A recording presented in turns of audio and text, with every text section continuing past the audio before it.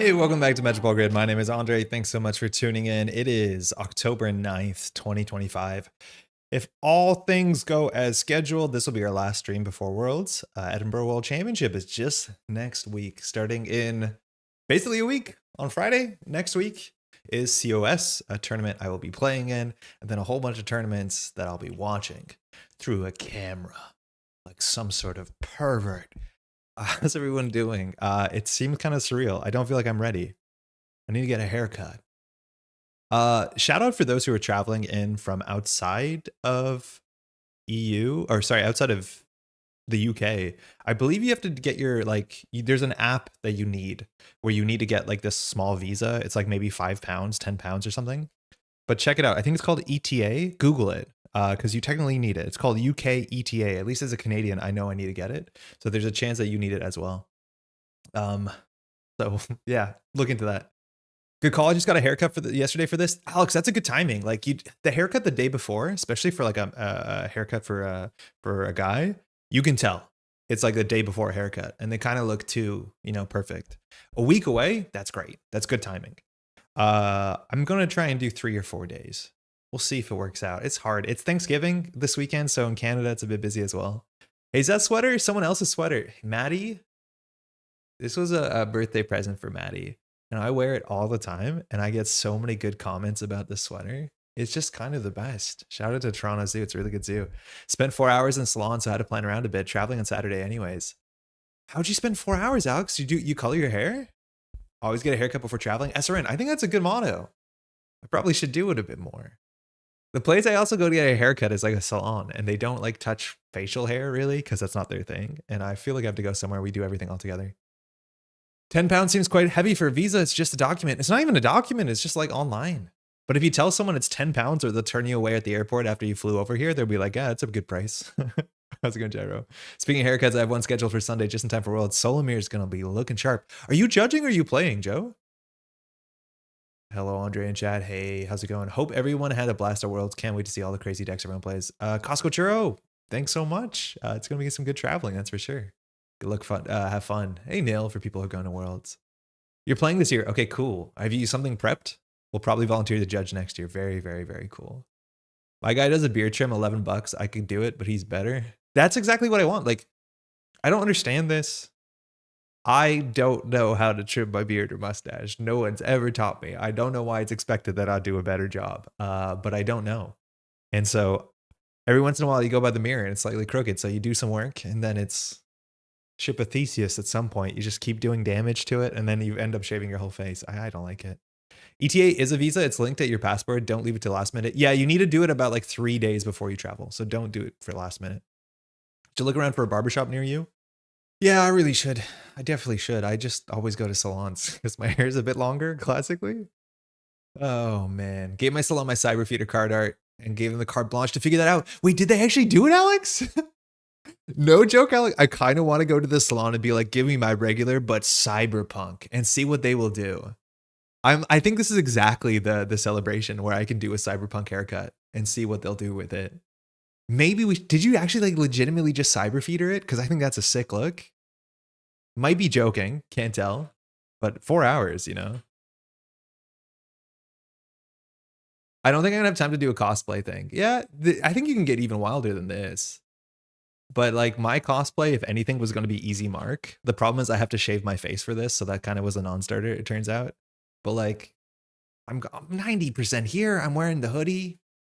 I just need a tablet. But no one's going to recognize this. Everyone's going to be like, oh, there's a guy over there.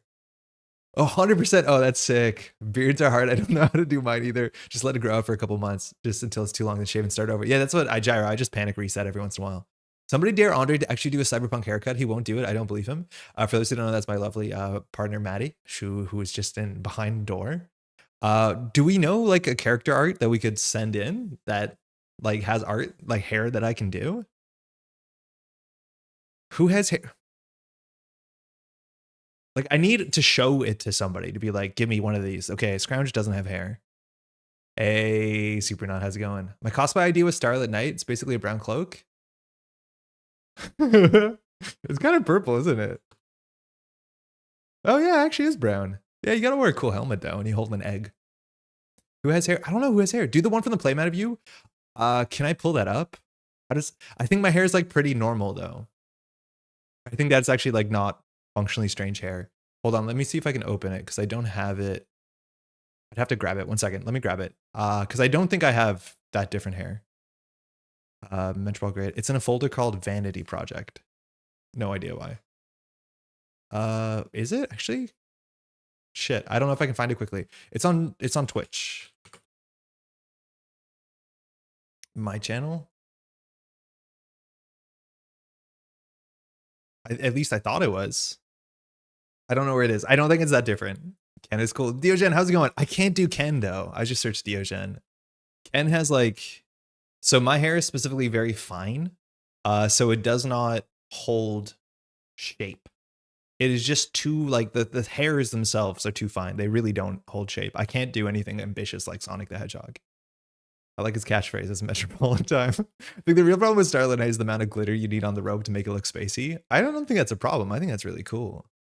Just get a mohawk IMO, get some tech wear somewhere. Man, I feel like the mohawk is something I kind of want to do, but then I feel uncomfortable about it because like it's kind of a different culture I don't belong in. I'm not ever sure. Will dare you to make your hair like Ryu. Oh, the people are definitely going to do Ryu cosplays, and I like think it's going to be amazing. How about Exile? Oh man, I can't do this, but this would be really fun. Exile, I think Exile, doesn't Exile always wear a hoodie? Like I don't think you see Exile's head. Oh no, yeah, he has hair and a hood.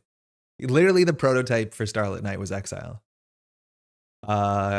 Quetzal has like pretty great hair, but I think it's very, very big. Yeah, I can't obviously do that. You got it in your Patreon header? I do. I think it opens Patreon, Metropole Grid. Do a mohawk? I don't know. I'm not super comfortable about it. Yeah, like this is just my normal hair. Like genuinely, this is the haircut I have now. The only difference is I have the attachment on my head, which if I can make that attachment in the next week easily, I'll do it and just tape it to my forehead. But yeah, no, it's just regular ass hair. Nothing there to me. Yeah, I could just paint on the cybernetic. Baz's hair is like super like none of. There must be somebody with cyberpunk hair. Just Sharpie your face. Yo, it's a good Tom. How's it going? Yeah, like I can't do this. Who has hair? Edward Kim? No. Mark Yale? No. We can make the attachment easy. Do you think we can? Do you think we can make it light up? I think it'd be kind of fun. Regular ass hair. I'm so excited for Scotland. I fly out tomorrow. Yo, Tom, you fly out tomorrow. So it's like what, a day and a half to fly? Yo, Antoine, do Chaos Theory. So there's 2 Chaos Theory ones. One of them is like, this one would be a hard sell. Maybe, but a hard sell. I'm pretty sure my head is a weird shape and we haven't found out. Maybe we'll find out together. But then the other one is even wilder. Yeah. I don't think I could pull this off. You could get it Burble and the sides off and do Alice. Wait, Alice is also pretty wild, isn't it? Yeah, I can't. But imagine I did. Imagine I got the Alice. It would be so good. Oh man, I'd be a YouTuber again. It would be sick. I leave for Saturday Sydney time, I'm assuming. Arrive Sunday morning UK time, but lose a whole lot in between. Damn. Going backwards is the fun one, right? Where like your 22-hour flight is like 2 hours or something. You can do Wizard easily. I feel like that's not a compliment, but hold on. But yeah, I mean, I guess. It's just like not Cyberpunk. This is a guy.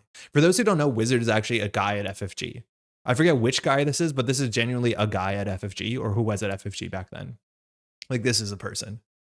The Islands thing is cool. This is probably cooler and higher quality. But yeah, he's just a guy. Steve is you if you make your hair black. Steve is like half of everybody. Steve is the every guy.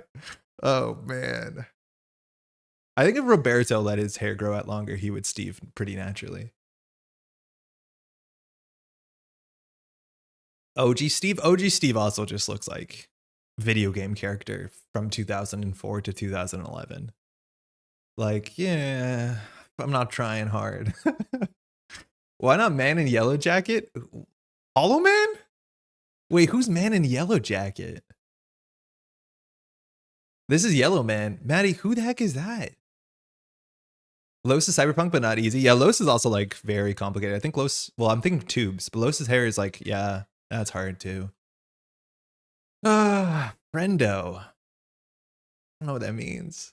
Like friend of a friend? Go a bit greater and you're already lat. Hey, you're done in quail. Lat. Yeah, this is also kind of everyman. This is like very generic middle of the road. This is like religious missionary, which is kind of the idea. I'm not 100% sure who Lat is. I feel like I never read Lat's like narrative piece, which I probably should have. Looks like Nathan Drake. Yeah, exactly. He looks like Sam Fisher. He looks like Mass Effect man. He looks like everyone. Regular guy for regular deck. I imagine yellow. I meant Jackson Howard. Oh, Jackson. Yellow man. He's in a blue suit. Yeah. Yeah. I think someone will dress up as this. I think this is just such a good Netrunner costume in general. It's just hard to source literally any of these items under a small period of time. Blue suit, ridiculous lapels, orange vest with stripes. How about Asmund? Then you get to enjoy a nice cup of coffee. Ooh, Asmund. Pula, Asmund, Pula. Yeah, spin dock, yeah. Oh man. It's like the appropriate clothing, I'm assuming, for next week. He also has a cybernetic arm. That's no wait, maybe he doesn't. Maybe that's just a glove. But every damn criminal, huh? We can find anything. It's October. Oh, that's true. Yeah, maybe we can. They better bring the desk. They better bring all the toys. Man, why do none of these people have cyberpunk ass hair? Like, is it just all the like the not the male characters that are having cyberpunk hair? Whatever. We might have trouble bringing all these guns to Scotland. Yeah. We can bring 2. Slowly. Mr. Phones. Underworld contact. This is what I want to do. Like, how many people are going to show up as like FFG cosplay, and then there's going to be like this great divide. This is not the Mr. Phones most people think of. This was around for not very long. This is Mr. Phones, who is like phone call and bathroom guy, who's also like very strange art. Quetzal's cyberpunk hair. Quetzal has so much hair though, it's almost impossible. All right. Yeah, Max's is good. I think anyone who's like has the side of their head shaved, like I think that's the secret. It's just like shave the side of your head, and maybe that's what I'll do. Maybe I can just make the side of my head really, really, really like go really low.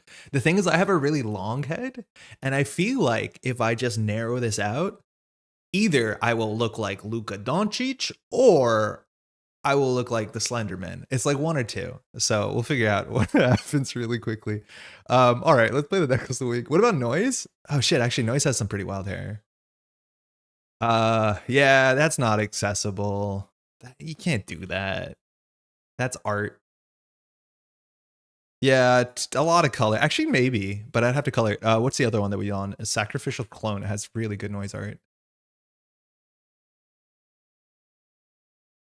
Quetzal's part bird. Quetzal's a lot. Quetzal's really cool. Yeah, also very hard. Yeah, Philly's Bagbiter just needs a top hat, a yellow mirror shades, and the desk. Drago Ivanov. Is Drago Ivanov meant to look like the person who made this card? Like, I'm assuming this looks like European champion Ariane Drago Barn. Like, you're now cosplaying a real person, which is kind of fun. But I think this has to be a likeness, right? Because Dimmick did some of the other likenesses too. Do you originally impression of Noise? You can just call yourself the Sacrificial Clone. This art is like just great. And the character vaguely looking Noise like is also fantastic. This card never saw any play. It's awful. It's a bit of a callback to old like 1996 at Netrunner, where there was cards like this, sort of, where it's like you don't die, but it's bad. This one's really, really fun. Do the KPI. Do the KPI guy. Hey, it's me. I'm the KPI guy. I'm pretty sure I know someone who's going to dress up as the KPI guide. It's really good. All right. I'll figure it out. I think I will try something. I think I'll ask and see what they do. I feel like the person who cuts my hair might not get it, but we'll figure it out. Yeah, the KPI guy might dress up as the KPI guy. I hope the KPI guy does. Yo, shout out to this list. I've been playing this list a bit. It's really good. I think suddenly Leo Construction is now one of the decks to beat at Worlds, which is kind of hype because it is a really interesting deck. And I think it's high skill and it pulls you in a different direction in the meta. And seeing how people are going to tech to this, because I don't think we've ever been in a meta where people are preparing for Leo construction, because it was never the majority deck at any tournament. And as of the massive World Showdown, which was almost 200 people, and admittedly this tournament had like a lot of new players who are coming out there the first tournament, so the numbers are inflated. That's great. I'm saying that's fantastic. But yeah, it's a massive event, a world size event. So huge shout out to everyone who played, who did well, and of course Rotom Appliance for absolutely killing it. Didn't lose a game on day 2, just kind of kept playing some good old Netrunner. And this list is it's very cool to see, because if you don't know, Rotom has been playing PD classically through most metas, won World Championship back in 2021, playing Precision Design. I think we've came back full circle to the same sort of agenda suite that back when it won Worlds. I'm pretty sure the deck list that won Worlds was on like 1 HB agenda. And we're back to that shit, where it's like there's a Luminal and then everything else is neutrals. I'm like convinced that's what happened back in 2021. Let's see if we can find the 2021's PD deck. PD deck list, Netrunner, World Championship, Rotom, Appliance, Curry. 12th at Worlds? No. We're going to find it here, right? 44 card PD. What a cool deck name. Yeah, we're back at it. We're back at it. PD's good. It's only neutral agendas. Man, that's so upsetting. Anytime that this Rotom does good. It's so bad. For those who don't know, this is a neutral agenda. This is a neutral agenda that got banned. This is one of the most cracked neutral agendas of all time, and then it's Luminal. And literally like 4 years later, almost to the date, well, not exactly, it's a Luminal and then a bunch of 5/3s that we have to play. It's so funny. It being the same deck is also kind of interesting. It's not PD, it's LEO, and LEO is just a much cooler ability if you ask me. And there's been some changes, like we're down to 7 agendas. This humanoid resources, I think Rotom has said very directly, this was cribbed from watching Sokka play a deck like this. And humanoid resources isn't a card that I was really hot on in the early meta. You can listen to Jeff and myself talk about it. And there's some big changes that make it make sense in this deck. Firstly, we're only on 7 agendas, so it's very unlikely you fire a humanoid and draw 2 agendas, which is an issue, especially in the early game. And you're a bit weak in the early game with LEO, since most of your ice can be clicked through. But also now we have 12 operations, 9 of them can be played on the turn that you humanoid. So we're going out of the way to play Petty Cash, which isn't a really great card, but it's an okay card. And we're playing Predicted Planogram, which both gives you burst draw, which is really nice, and just burst credits, and it's tag punishment, which I think actually you needed this. Why humanoid kind of really stank in the early meta is if you look at a lot of the PD decks, they were running 6 operations, and you really need to double that number. And 6 is actually a bit of an inflated number too, because half of those were seamless launch, and you largely can't play seamless launch on the turn you fire humanoid. So yeah, you need to really make some changes here. So we're off Regolith, we're on humanoid, which is our Rashida-like, and then you're on all the expected stuff. The big change here is the Anoetic Void. It's only a 1 of, sometimes it's a 2 of. That's like the PD classic, but you do have a bit more built-in defense with LEO construction, and of course Marsha Ballards. We're also only on a single Managarm, which is a notable change, and I think people can play with those numbers and see what they can come up with. I do think a 3rd drafter might make sense in the list, and I am very confused about this Tattoo Bola. I haven't drawn it a lot, so I don't know how good I feel about it. I think against Kurapira, you want to watch out that you don't have too many low-cost barriers, but this feels like influence you could probably move around, and I think Hagen's really good now.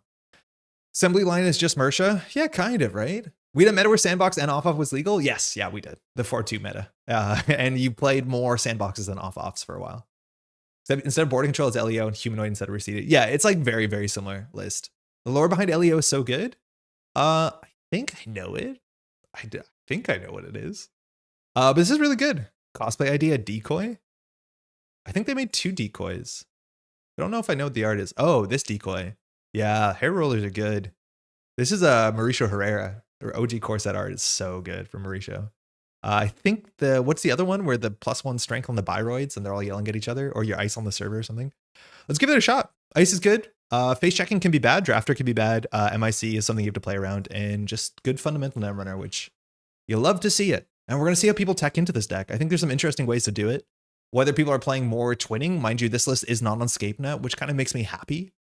Just as a enjoyer of not exactly playing Yu-Gi-Oh! But we'll see if people make changes to this, because hey, I think you're going to see this archetype for sure. And I think it's still good, even if people have your number. I think I've seen people like start to change a bit of like card slots in their deck so that they can have a chance or a better chance against LEO. And that's coming at the cost of things like trying to beat assets. And also like Jinteki Glacier is a real thing. So sometimes your tech against do things. I don't know this player. Too little data. I'm assuming we're going to be playing against a fair bit of Smurfs. I think JNet's like pretty ripe with Smurfs right now, a week away from Worlds, so people don't have to show their hand. And that's just kind of how it is. Oh, they're gone.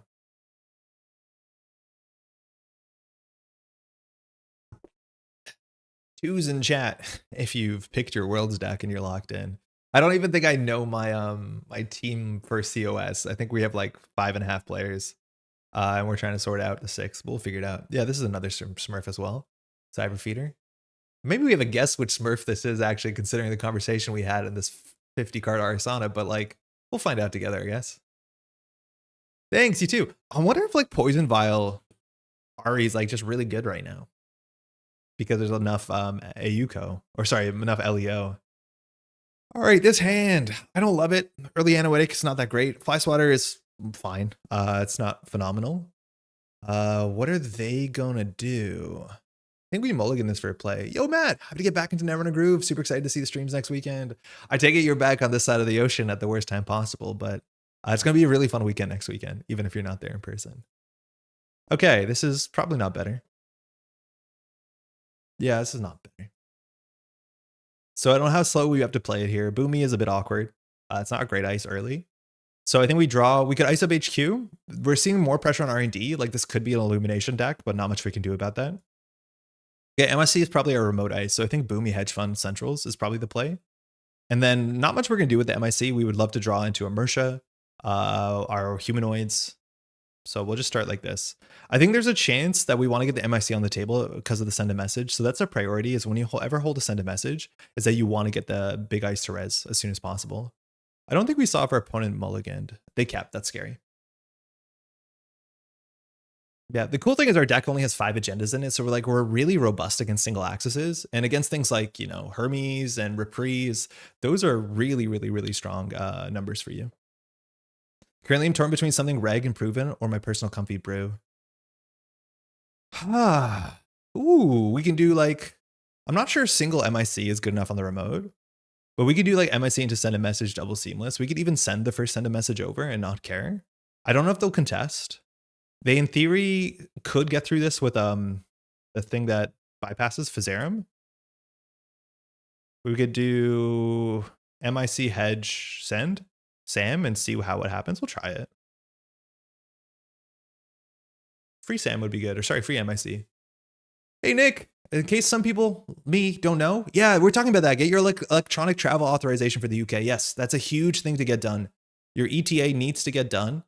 It's about, do you know what it costs, Nick? Because I know you can do it on your phone, and they say to do it a bit before, like 3 days before. Send it. Cold Lava, how's it going? Poison Val Ari main, I would not bring my deck to any serious competition. So let's see what happens here. The Brad part is we res the MIC, so the send a message is a lot worse. Wait, in hindsight, this doesn't make a lot of sense. So I think it's going to be Muse Physarum. Yeah, this probably wasn't the play. I think we saw this coming.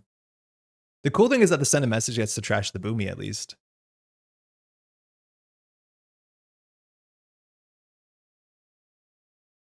It doesn't? When you make a run against this server? Oh, shit. Wait, this is a really good card for the matchup. I thought they would actually trash this thing. It doesn't. Okay. We would love to find here a Fly Swatter. So if we do Managarm send a message, they can just run back and double click. Okay, we have the Fly Swatter set up. So next turn we might be able to do Fly Swatter Sam. Hey Zen, it's good luck for 3 years, I believe, so you can just get it submitted ASAP and not risk missing that deadline. Do you know what it costs? Maddie had to do it in the last couple months. I think it was like 15 bucks, maybe. Price is much steeper than the Canadian one. Sorry, non-Brits. Yeah, that's probably true. I reckon people are going to get to the customs and not have one. I don't think it's a huge, it's like not a disaster. They're not going to turn you around, but you should get it done sooner than later. Okay, this is fine.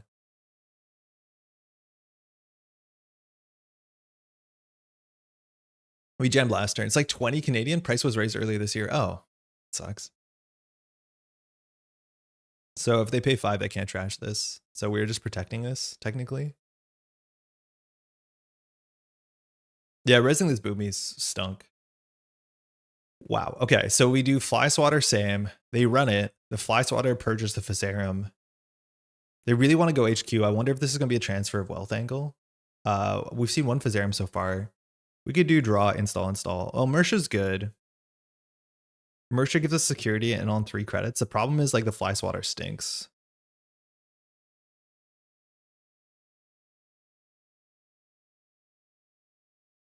We'll see what happens. We probably won't score out here. It's 16 pounds. Okay. It's like 25 Canadian. Woof. Okay. Well. All right, they're face checking. So we will res. We get the purge. So now they have to deal with 2 ice. We're only on 1 credit, so we can't score next turn. It might have been safer actually in the remote server than anywhere else. And we still have access to Mersh and everything else. They probably just bounce here, right? Yeah. So top deck predictive. I wonder what their centrals pressure is going to be. Rejig is cool. Anacom, cool. A triggers on the rejig because it sees the rejig getting trashed. So we need 3 credits to score out. So best top deck here would be predictive. If we top deck petty cash, we can't even play it, but we definitely want to get an ice down on the table, which with Mersha is relatively easy. I'm okay if they trash this. Because I want to use the spin doctor on these seamlesses. So I don't want to spin doctor these hedge funds. So our second spin doctor, hopefully we'll get there. Oh, that's really rude. All right. Well, this is last click. Oh no, they get a click back. So if they put the vulnerability on top of R&D, that's why they're doing the spin doctor play. Oh, we're getting destroyed. Holy crap. They get a click back from Peach Champ. And then because of that, if they see the vulnerability goes on top of R&D, they're on game point. This is really quite bad. It was like 22 in the US. Oh, wow. We got lucky. Oh my God. We still got so lucky there. 1 in 4. So we have a seamless next turn, but we won't have 2 seamlesses. So that's going to go on the bottom. That's going to go on the bottom. Okay, we got really lucky there. That could have been very quite bad. Okay, humanoid's good, but we can't go on top of this thing. So now I think we have to do advanced credit, but that's still a pretty bad play. So I think we just let this chill. That sucks. Like, I don't want to score the send a message with no text on it, so we won't. Would you not LEO there? Hey, in hindsight, yeah, maybe we should have, especially because there's 2 breakers on it. Yeah, we can do it before they pass, but after they break. Oh no, bypass actually passes. There's no paid ability window. So on encounter, they pass. They're always going to get the click back. There's a chance we could have, yeah, but then we'd still have an open HQ. Like, it's kind of cursed. But the weird thing is Physarum doesn't break subroutines, it bypasses, so we don't have a window after they break but before they pass, which is ideally when you do it. So Peach Show doesn't fire. But I didn't consider it. Yeah, we can do it before, but not like after they Physarum. There's 3 unknowns in hand. This is, we could do it on this actually. We probably do. I think we do it on this. Oh, hold on. So they got the click, but they paid 2. I think we just boomy this so they lose into the depths. Yeah, that's probably fine. You can do it on approach, yes, but they still have to pay 2. But if we do it on approach, that's fine.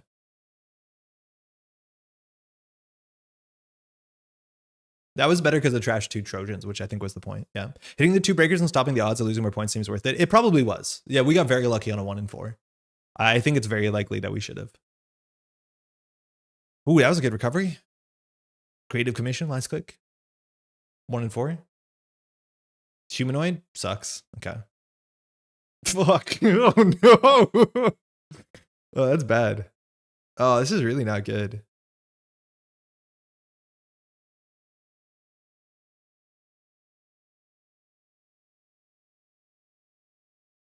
So we can click for credit and put the Hagen on HQ. I think we have to. And then we'll free res the Hagen maybe in 2 turns if we have to. Oh, that's a good time for that to show up. We are holding 12 points. There's only 8 points in our deck. At some point, we're going to have to purge. Pivot to LEO shell game. Yeah, honestly, it's like kind of where we're at. They have 0 credits, so they can't even trash the sea deeper. I was going to say, if we top deck an ice, we're in a good spot. So I think we just put this in R&D. I think we do credit advance.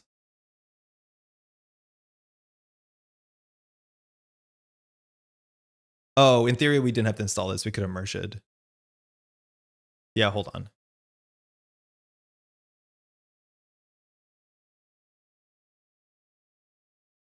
Yeah, we might as well Mersha R&D, right? Because we have a second Mersha.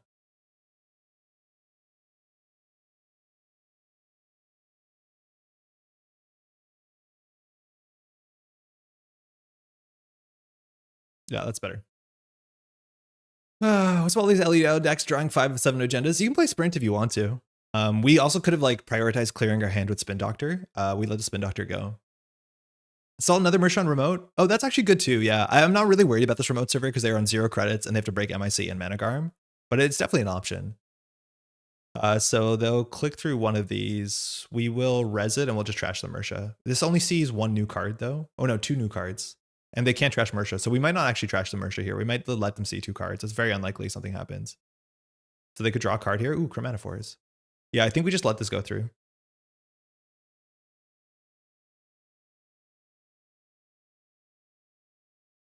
Because again, this is only 2 new cards. And okay, that's the only thing they can trash. They can't trash Mersha. There's very few agendas in the game. Ooh, that's good.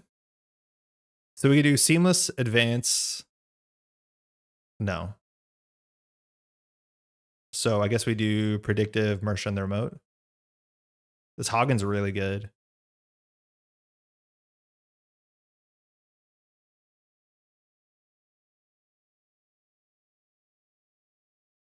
Yeah, I think we're in an okay spot. I did enjoy 1x Sprint and Outfit because of how draw order dependent red cap was. Yeah. Yeah, any sort of combo deck, like something like Sprint is super, super interesting. Any sort of the deck where you're just trying to hold the right cards in the right order. I think we just purge here. Cool. So we have to track how many cards on R&D are known. I think it's 3, but maybe it's 2 because 1 card was trashed. I'm bad at tracking it on JNet.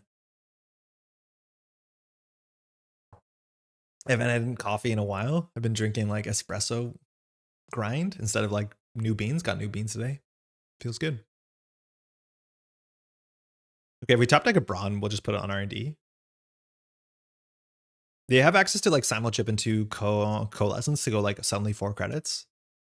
They also have access to Creative Commission to come back. Beans. Yeah, exactly. Beans. They put them in the mail. It was nice. All right, credit, discard. They have core damage. They threw at Hush and Echelon, so Hush actually matters for MIC. Tattoo Bola really good into the matchup. So I kind of want to jam this remote server the second turn, but we could just do Seamless Score. Reza Hagen. That's probably fine. I hate not using the remote server the next turn. Oh, that clearly ain't it. I felt good about our clicking there.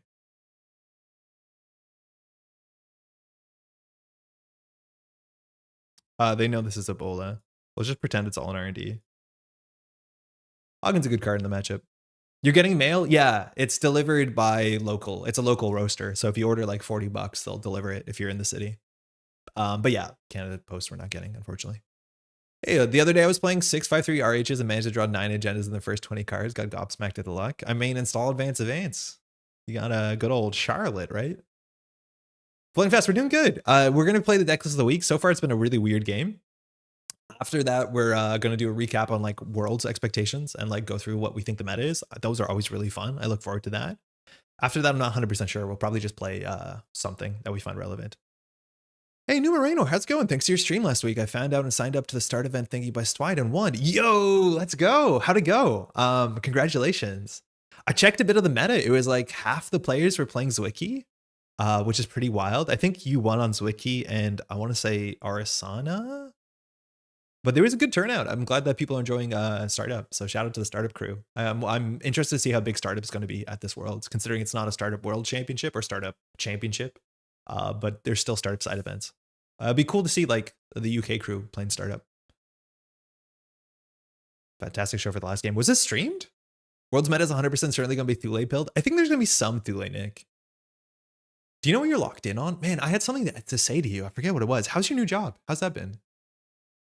Nick, I just finished the last like podcast episode and it automatically just went back and played the first episode of Neon Static and it was a trip. It was really nice. Eric said some really kind things about the Metropole Grid, and it's really funny now, like 27 episodes later. Hopefully he doesn't feel like an outsider. Ooh, Creative Commission clicks. Was that last click? Yeah, I think it was. Lucy Impromptu streamed it. Oh, sick. Okay, I need to check that out. I did a meta-analysis for Worlds for Eternal. What does it look like? I don't keep my eye on the Pulse of Eternal. Overclock getting thrown out. They might have another trick in hand that we have to play around. Okay, so Petty Cash we can play, and then we can jam the Humanoid. This is going to break lock at some point, but I think that's okay. We could draw once. No, we have to Petty Cash, draw Humanoid, I think is a play. That's a really good draw. Our opponent knows that the bottom of the deck, I'm going to keep this for Tattoo Bullet, that the bottom of our deck has 2 seamlesses. So that actually, until we shuffle the deck, causes a lot of problems. Johnny is a voice from beyond. He has a nice voice. My job is very good, enjoying it a lot. I have a ton of freedom. I just need to figure out what to do with it. Oh, you start writing your memoirs, Nick. Or play Arc Nova on BGA. Those are both good. Uh-oh. We're getting run down on HQ, I think. Is this another burner? Why is the gas getting played here? I'm scared.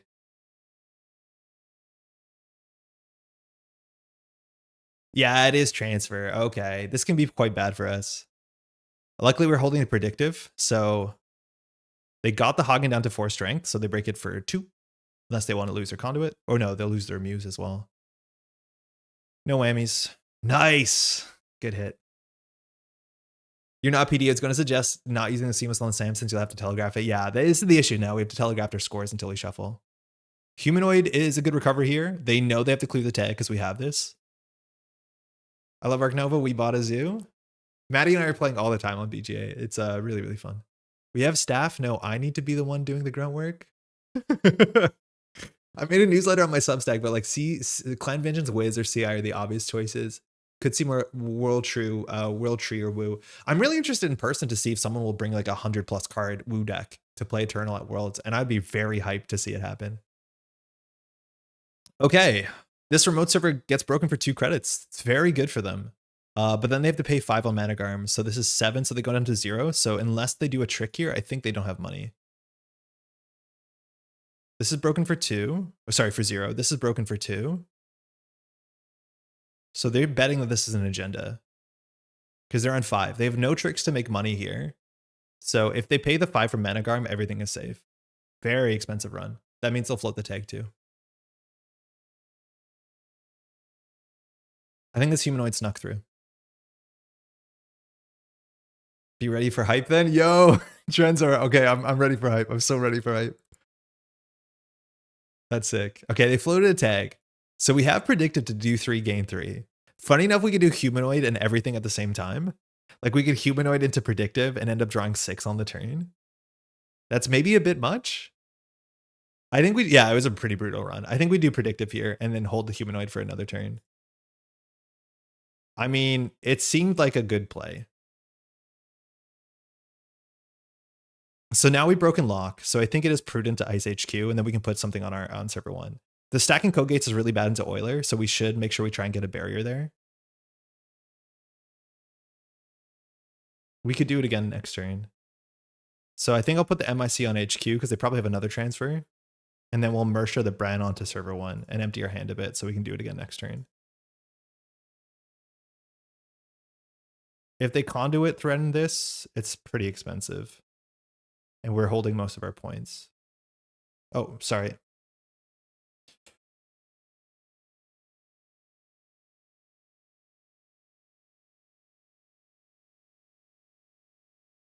We might be overextending here. Maybe we need something on R&D. We'll see what they're doing. Their money's pretty bad here. Yeah, we could have drawn a lot of cards. We can still do the Humanoid this turn. The biggest thing is we need a way to shuffle. Otherwise, we should just do install advance. Or I don't think our money's comfortable enough to do it. If we do Humanoid, we can play either the predictive or we can just play the petty cash we have.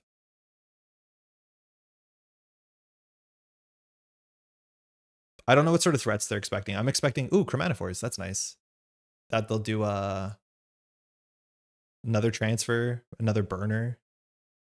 They're floating the tag again. They're floating the tag again.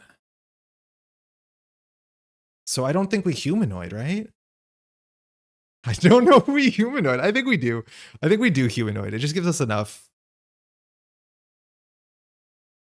Okay. So we're holding most of our points. So we can do tranquility, vulnerability in their mode server. We can move MuslihaT to R&D. Or actually HQ.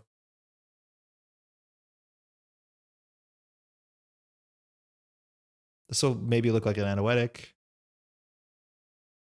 We need to advance this. Choose an operation. Wait, why can't we play petty cache? Oh, because we played another petty cache. Oh, very annoying. I thought we'd be able to play this. But we've played the other one. So I thought we'd play both of them because I don't want to predict it here for... I guess we just predicted for credits. That feels gross. So we should not have played the one in our bin. Yeah, we should have just played this one. Relatively big mistake. Okay, so MuslihaT can slide over here. I'm really not worried about R&D. I think MuslihaT goes HQ. Do we trash the chromatophores? We stacked code gates again. Ah, too late. It's our turn.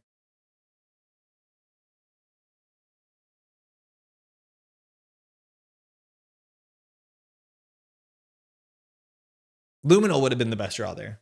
Scoring the Luminal means we win in 2 turns probably. Propeller, okay, that breaks Brawn for 3. It's back to us. Okay, another Brawn. So they need to juggle the Brawn. They need to break Fryswatter MIC. They've used 2 Simulchips, 1 Muse. So they could have it. They threw out an Overclock, so they could have another one. Then they have to break Managarm. They have to break all of this. I don't know if they can do it. I think we double advance, so it looks like a SAM, but we can use the server next turn. I don't think we need another ice. We're actually like a bit short on credits if they force every res. Yeah, it's a transfer. Okay. So the best thing we can do to transfer is just like throw MuslihaT at it, but we have to do a lot of math here. So this is 4-8. We saw a bit more influence. We saw 4-8. We've seen Fermenters 9-10, Fizzarimers 11-12-13. So they can't have another transfer. Hush is 14, yeah. So they don't have another transfer. So we have to think this out. If we res the fly swatter here, it's 2. That's not that great. If we res the MIC, we go down to 8. Then we can res Brawn, MuslihaT. I think we can do that. So I don't think we res the fly swatter because it doesn't do anything. We'll res the MIC though, because it costs them like a lot to break. It costs them like 6.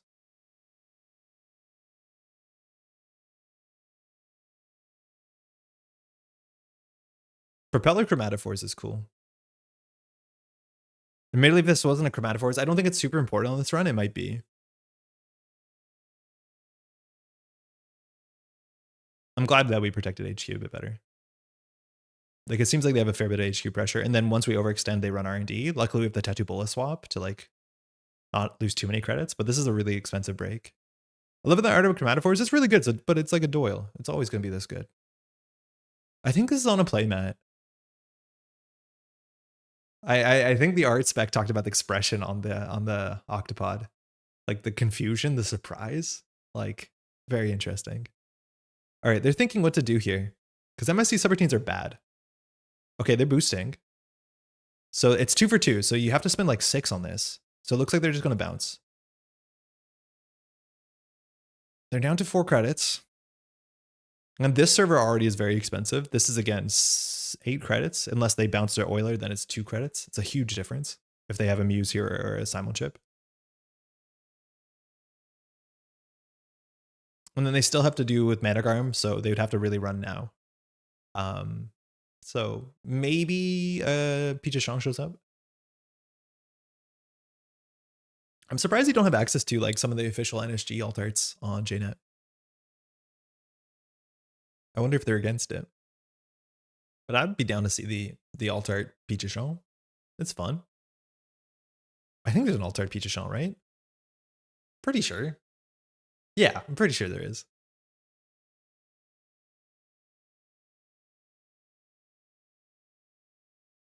Are we scoring double vulnerability? I mean, what's the best possible top deck is a Luminal. That we could just do like advanced, res trank. In fact, we might not even res trank because it makes it look like an anoetic. And gaining 1 credit is probably not worth the information. Yeah, it was a Mega City prize. Yeah, it was, right? It kind of has the same sort of art style of the new Managarm. Ooh, Simulchip is really important for them. Oh, that's sick. I think we score this no matter what. So we can jam here. They're on 3 credits. This server's challenged for 2. Brown is 5. Managarm is 2 clicks, and they have to do it twice. So unfortunately, install vulnerability does anything. So we could install humanoid on top of the Trank. Then the Trank will be a 3 credit econ card. I think we should have slammed this turn. If we slam this turn, it makes it look like an agenda and they really have to do something. But even if they steal the vulnerability, it's like not that bad. The problem is we know we're not going to top deck the Seamless because both Seamless are on the bottom 15 and we need to figure out a way to shuffle. And they understand, unless it's Luminal, the card in the remote server doesn't exactly matter. F it. I'm happy where this is. Just notice opponent's username. Are we playing against Rocky? No, I don't think so. Ooh, nice. Okay, overclock. Brown puts still in Tattoo Bola credits. So this is the overclock. They have 7 credits to work with. They're probably going to have to simulchip the Oiler. And they're going to try and want to use their clicks on the Managarm. Now, this actually trashes this Mersha as well, which kind of stinks. But there's a chance that we don't have to trash everything. Okay, it's coming back. Oiler's on the table. They didn't trash their Muse. Sometimes it's actually important to trash your Muse, but maybe they have a way to throw this out with tempo. We winning? I think so. Maybe just jam a vulnerability 2 turns. They're really low on credits. Yeah, it's probably the play is that we just force them to go through this and we do it again. But technically, this is the same thing, right? If they make this run, they make this run. This they break for the last 2. This puts them on 2 credits, which means we can keep our Managarm. The problem is we can't keep our Mersha. So if they double click the Managarm, they have 2 credits. They can't trash the Managarm. They can trash the Mersha, which is fine. So it's either the Mersha or the Humanoid. I think we're okay with this. We don't have to end the run. I think we're fine. Hey, Joel.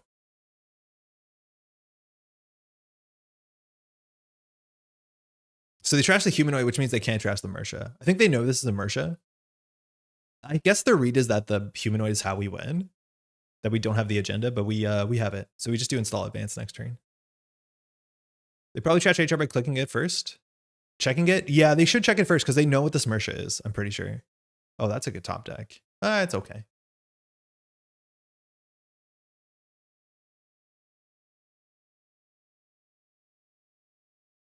Do we have to do anything here? They're on 2 credits. No, I don't think we have to do anything. If anything, we could like move Mersha to R&D. I think that's what we do. But then we have to install this ice. The chance of them winning on R&D is like 0. How's everyone's Worlds deck? Mine's in shambles. Jai, I've been playing at lunch against Patrick, and I've been bringing like, well, no, I brought this deck, and then Pat is playing a local Kaylee's like mostly like it's a PD deck, like very learn to play PD because Kaylee has been getting into the game. She plays standard. But I can't win a game. I don't know what's going on. I played like Tuno's, excuse me, I played Tuno's lat into it and just got totally trounced. Like just very clean, bad never on my side. So not great. Shambles on my side. This weekend was really nice. Antoine came over. Wenjong was here too. Wenjong and family had some nice gifts. They're visiting. And we did some testing. It was really fun. I had a good time playing this deck, this LEO deck. I like it a lot. Winnings for tryhards anyways. I mean, like, it's more so understanding why you're losing. And I did not have a good answer to that. Hope you're having a good day. I am, Thoroughbred. Hopefully you are as well. Bold of you to assume I have decks at all, Jai. Floating, are you going? You traveling in? Corp is locked. Love the deck. Runner's like 2-3 cards off. That's good, Nick. Just bring some extra cards with you, right? Like, I'm saying that because I do the same thing as I bring extra cards with me wherever I go. And then not only will you find someone, or you can obviously, you know, proxy. We might shut this into the depths down by trashing the Boomy. I think we will. But yeah, just swap stuff out.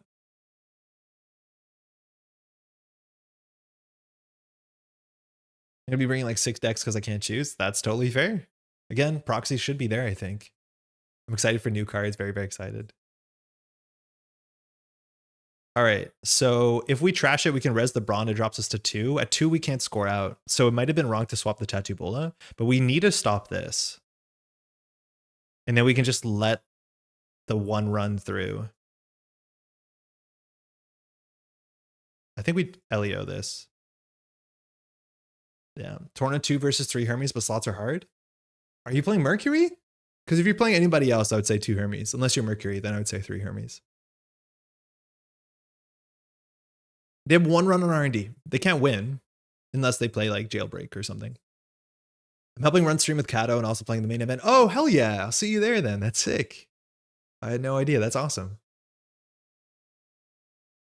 I was very happy to figure out that Kato is doing the stream. Definitely. I ran to Kato at cons. I was like, Kato, are you doing the stream? And Kato, they're like, yeah. I'm like, okay, cool. I'm very, very excited. Kato does great stuff. Zaya, also what Eric said. Oh, very cool. Okay. I'm like big believer in 2 Hermes. Yeah, I would not play 3 Hermes. You don't need it that quickly, and then you have some really dead draws. Unless your game plan is like all about bounce nonsense, like, you know, send in Mercury, where if bouncing is really important because then they have less ice, I would definitely play 2. Keep finding it. There's like 1 agenda left. That's okay. That's fine. You won't always draw like that. But I don't think it's a card that you want 3 of. Okay, good game. All right, that was a scrappy one. Our ability is really good. The Lumina would have been very, very important, and we survived that. We're very lucky we flooded up and survived the conduit. That was very, very good. Conduit's really interesting in terms of the pressure it can put off because you have to run consistently, which is kind of hard. They really have to fork us, like make us lose all our money, then go R&D. We got really lucky against that burn, I'll be honest. We probably should have thrown the boomy at them, but we didn't, and we might have got punished for it. We know the 2 cards at the bottom are seamless. Again, burner's really, really important, and we just needed some shuffles. We need a spin doctor. Because we can't shuffle their deck, our opponent knows our reach, which is very, very important. The Nick Mason, chat. The Nick Mason. All right, let's do one more. It was fun. And then we'll do a meta recap thing. Corp. Go. Ag Infusion Jr., it feels so good to have agency, right? Like you set up this like mid to late game where you feel like you're in control. It's not as disastrous as Ag Infusion where like, oh, if they run, you throw them into a Sicenton and they forgot your text. Like that feels bad. But you still have the way to interact with ice. With run events. Like it's still cool. Like LEO is one of the coolest IDs that they have made in a long time. Just really, really fun.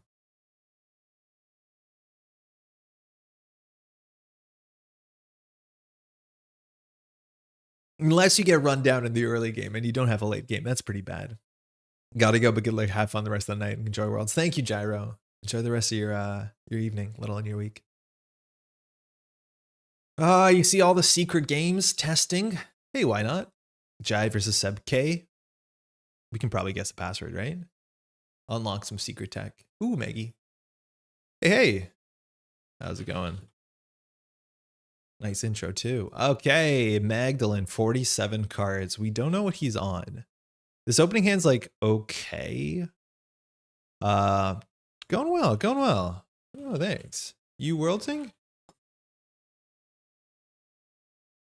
So we can like do petty cash, ice ice. This deck only has a couple cards it wants to build a remote with turn 1. Like basically the humanoids and the tranquilities. Heck yeah, I'll see you there. So that's kind of cool. Drafter on HQ is just good enough. We probably want to put something beefier on R&D. I think we can keep this hand. I'll never forget the game at last year Worlds where I flatlined a runner to Sicenton on turn 2 playing Ag. Yo, I've seen like Banharing to Anansi turn. Well, okay, that got worse. Like that just happens.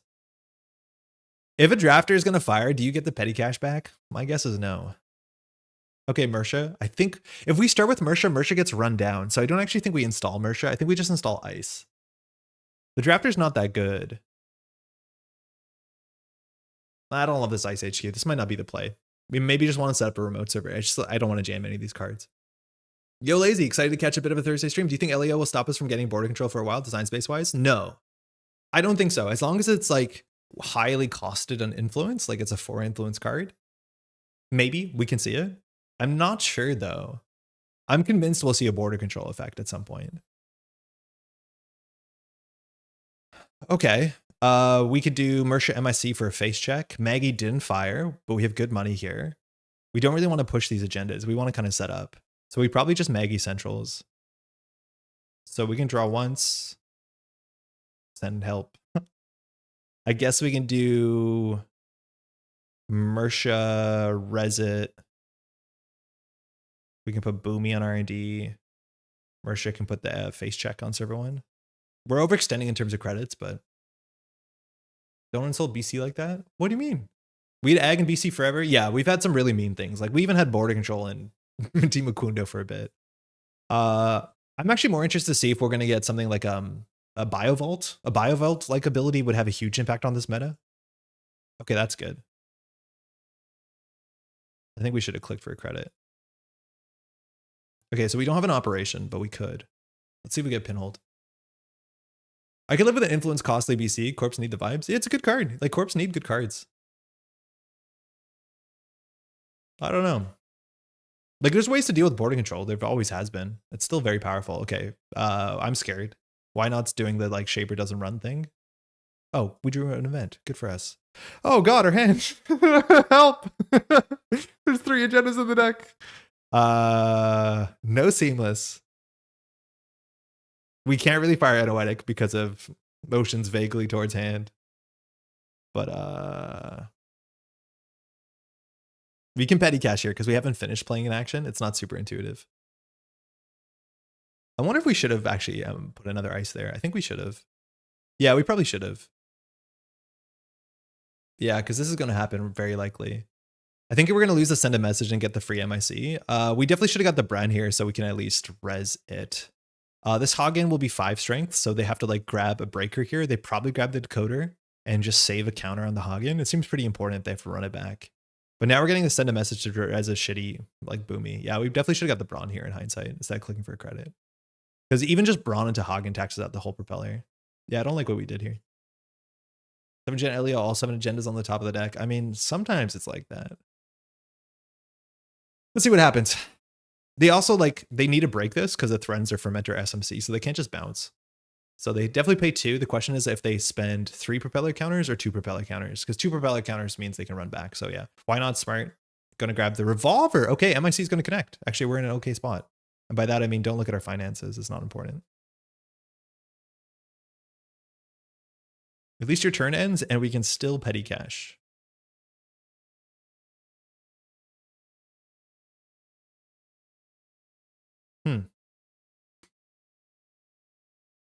So the draft is broken for 2. That's not good. At this point, we've drawn through 17 cards, so there will be HQ pressure. So we can always get the void in here, I guess. And then ice HQ, and then like, it's bad. Like there's no way around it. I guess we just Mersha over.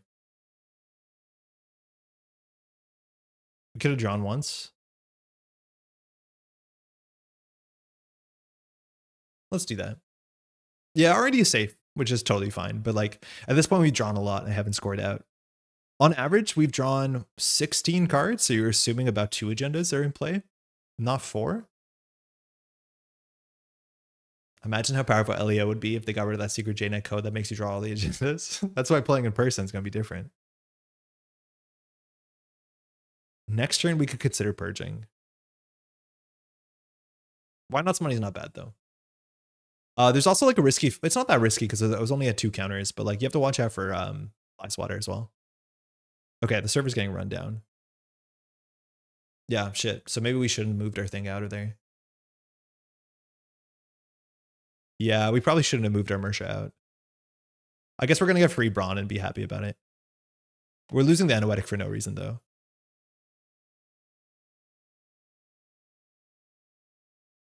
Yeah, it actually really matters that LEO ability because you can't break the Hagen twice. Managarm, why not couldn't beat? There's only 1 Managarm here, so this is a bit risky. But it is going to work out. We could Anoetic, but like, at what cost? It's a pretty high cost. But like next turn we have to purge. I think we just let this get stolen. Like none of this really matters for us. The fact that we're not firing the Anoetic though makes our hand very suspicious. I don't think I love that. Grit Teeth and Anoetic the agendas. I don't think I'd go that far. Creative, okay. I mean, what does Why Not need in hand to contest the remote server next turn? We don't have an ice, so Mersha can't move, which is like one of the coolest things about Mersha. But we can install the vulnerability just to seamless it out, which I don't love. I think we just purge here. We're relatively okay. It's a shame we don't use this. We don't have ice. Not actual advice. If we had a spin doctor on the table, like 100%, that'd be sick. It's a room of cool people. Thanks, Vortex.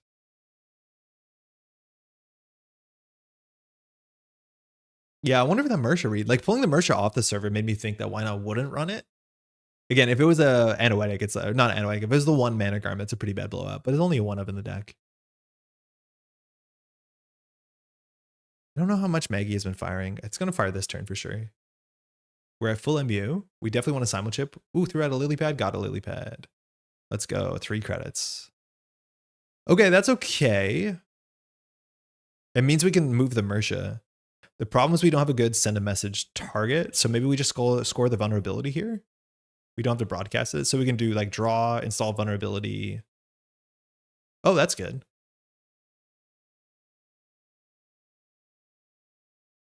I hate scoring these for like obvious reasons. Stacking code gates is not good. This might be wrong, but it makes the fermenter face check a bit harder. I think why not won't run this turn. The server looks too good.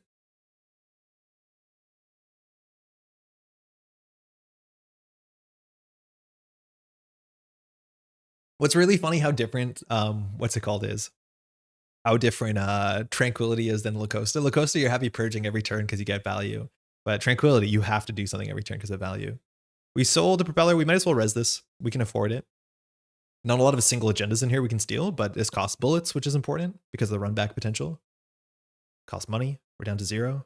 Fermenter is load bearing. Next turn they run, probably sell the oiler. Can't wait for HB to get another 5-3. I know. HB getting agendas would be good. Any agenda, honestly. All the agendas from the last set did not move the needle at all. Yeah, Leo loves Sam. It's just like, blech. What a card. Vulnerability on it. Copulation. Okay, kind of frightening. Hedge fund top deck. So if we score this out, we're on low credits. We could consider purging, which puts Why Not in an awkward spot. Why Not clicks to the brand, breaks the drafter for 2. Copulation's a bit messy. So maybe with the copulation pressure, we just want to push. So if we score this out, we go down to 3. If we install the agenda, we can hedge fund next turn. I think we just do that.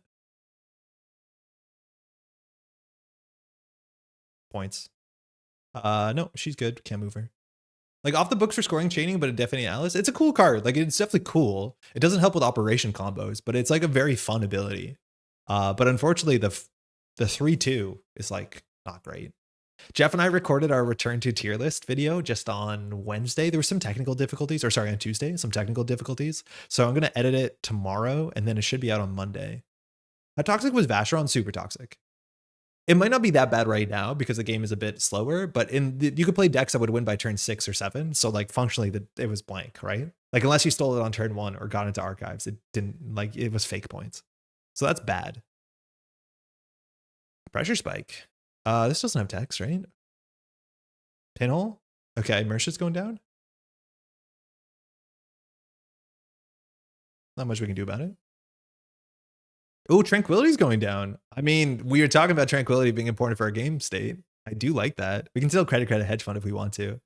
But I've not seen a lot of people prioritize the Tranquility over Managarm. Like what could be an Anoetic, but is a Managarm, or the Mersha. It might be right, honestly. Like Tranquility is such an important card. HP doesn't really bounce back well without it. Vacheron would be gross with threat cards like Measured. Oh yeah, but like you don't really play threat cards in HB. How's it going, by the way, passive? MM would love Vacheron to be toxic. Leo would be pretty happy. Yeah, it's good. It's like, imagine that you're on 6 points. They have to run the remote server, steal the agenda, and then you still jam the next agenda next turn because you don't lose. Like, it is very good. Okay, so they're on 4 credits. Oh, they cop the Tranquility. That's why. They're getting their money's worth. So we're kind of incentivized just to get cards out of hand. Are they going to run HQ and click through a Brawn? Maybe. So we can just jam the vulnerability. This is only on a run on the server, yeah. I think we just put it on the server. It seems really safe.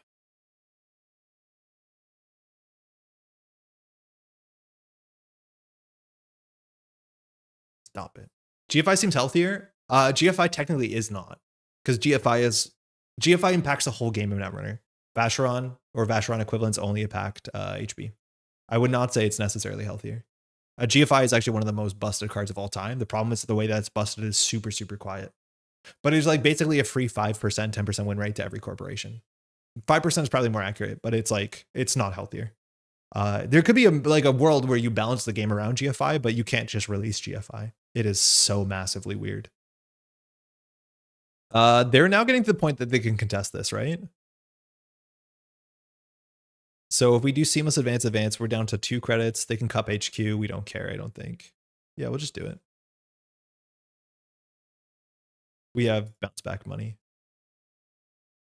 GFI's out of hand, super fun though, as a corp. Yeah, it's like functionally it means that every, like the idea with GFI, and I have a whole video you can watch called All the Agenda Math.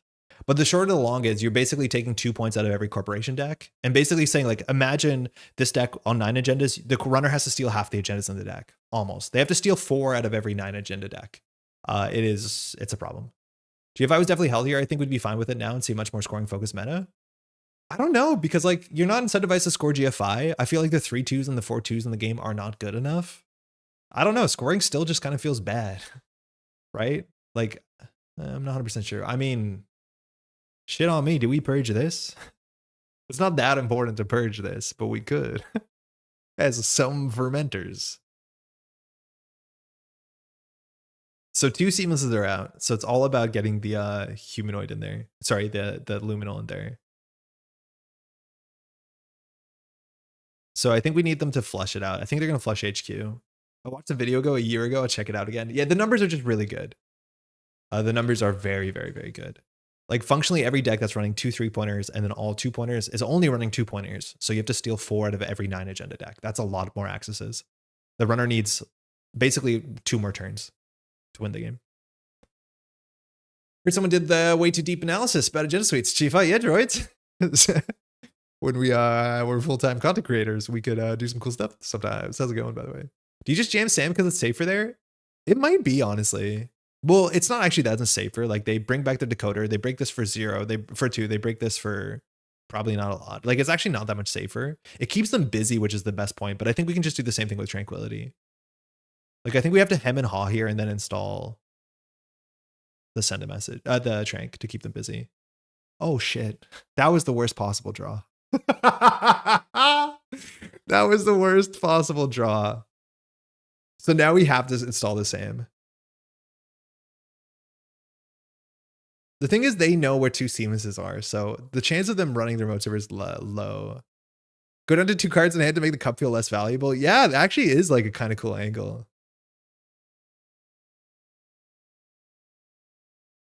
We also could have drawn 3 and hoped for a spin, which is like not the worst play. It's not great.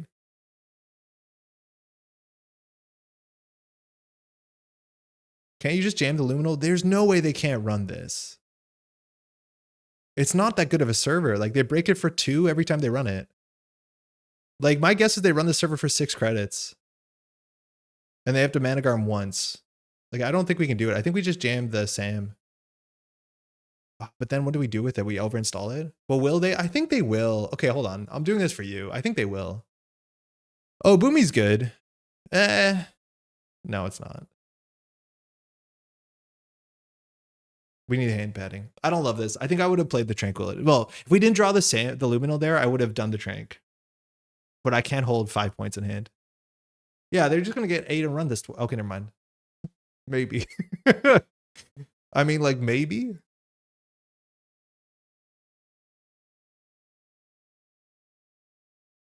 We won't get the full purge. We'll get a partial purge. Are they going to break this? Oh, God, they have 21 credits. Yeah, like, how do we not lose? This is broken for 5. Is that meant to feel good emotionally? Resing this is nothing. Think predictive hedge, jam, Sam, Trank, and C? Yes, if we didn't draw, that would have been fine. I don't think we can res this because then we can't score out because we need all our money for Managarm Luminal. Sam. Resing the fly swatter shows it's a fly swatter. It doesn't purge. We're resing the drafter. I think we just res the drafter. The Sam, this fly swatter doesn't cost them anything. Maybe that's wrong. Maybe I need to think about what they think in their shoes. Oh, sick.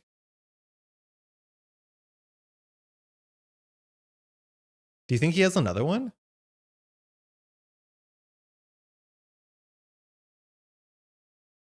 I think he has another one, right? Otherwise, he runs server 1. We might have wanted to let that through.